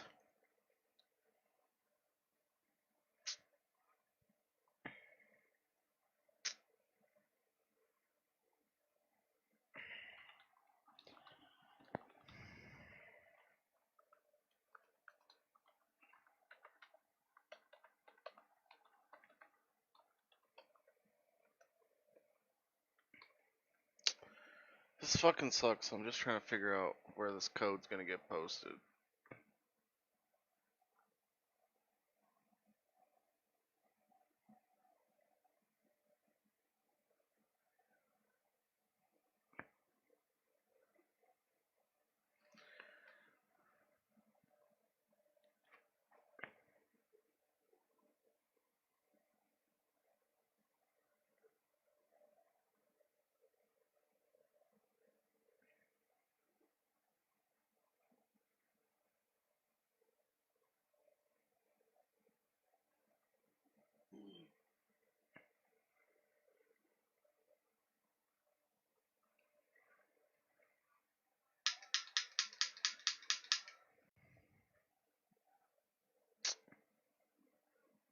We gotta mute this server.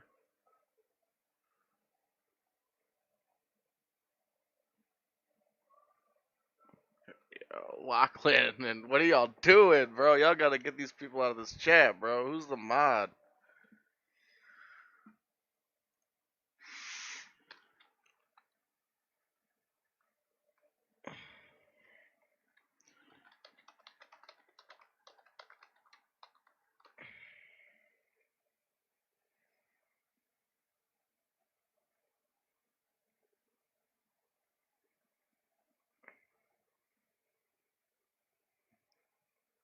Why do people just keep posting fucking fake codes in the chat?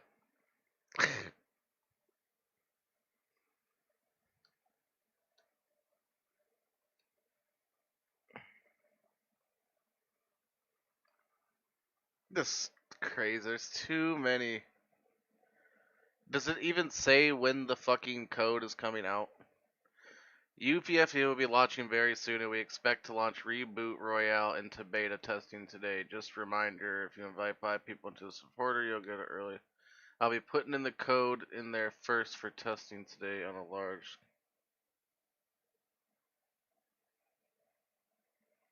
The boy Dilly. Dude, his toy box map sucks.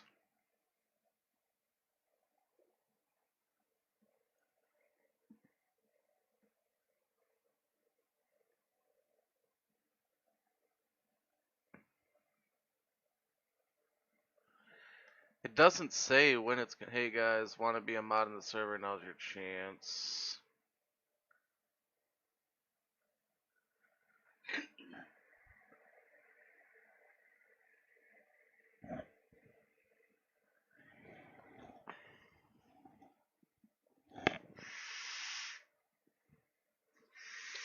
Don't know.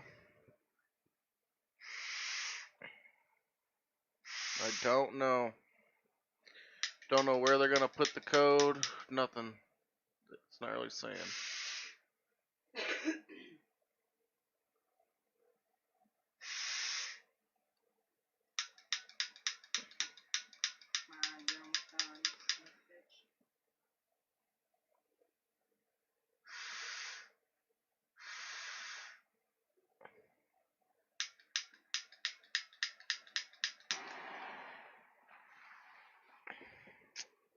As far as I see, nothing's... The thing is out, but nothing... As far as I see, I'm not seeing anything.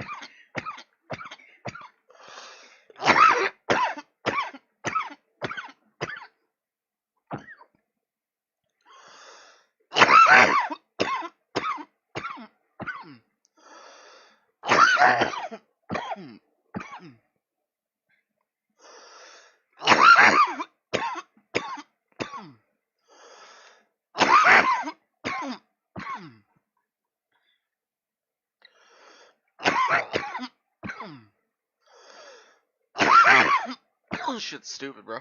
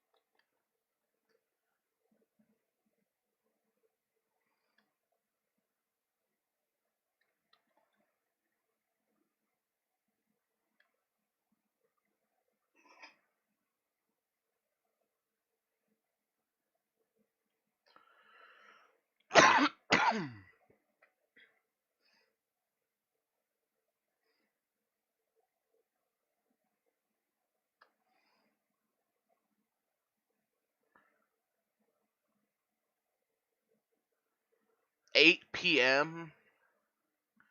All right, 8 p.m.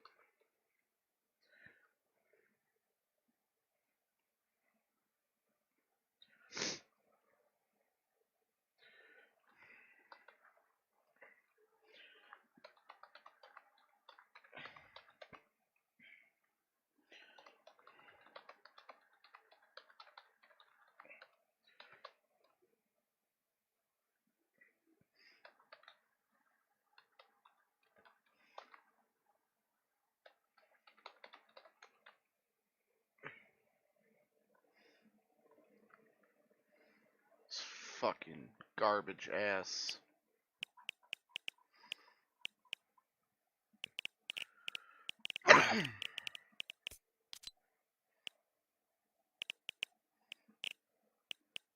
Ain't no one trying to play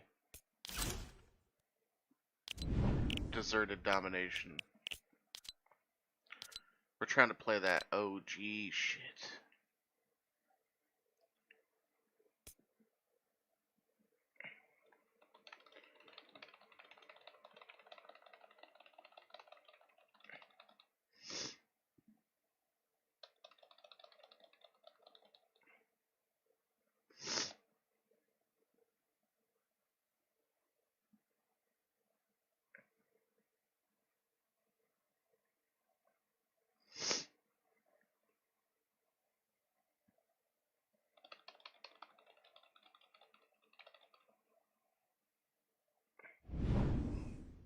Whoa, what just happened? Something just updated on here. What was that? What updated? I'm not seeing anything new. I'm gonna be real.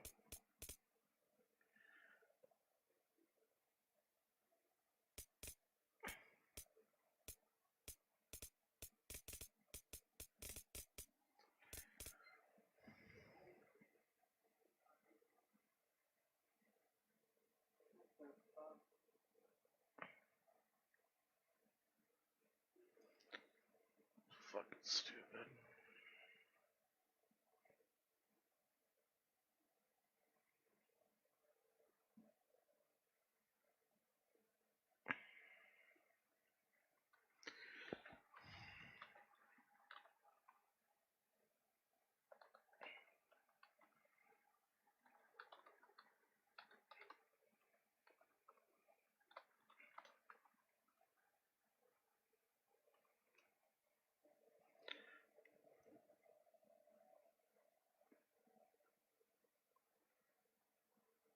Alright. I'm gonna restart my stream.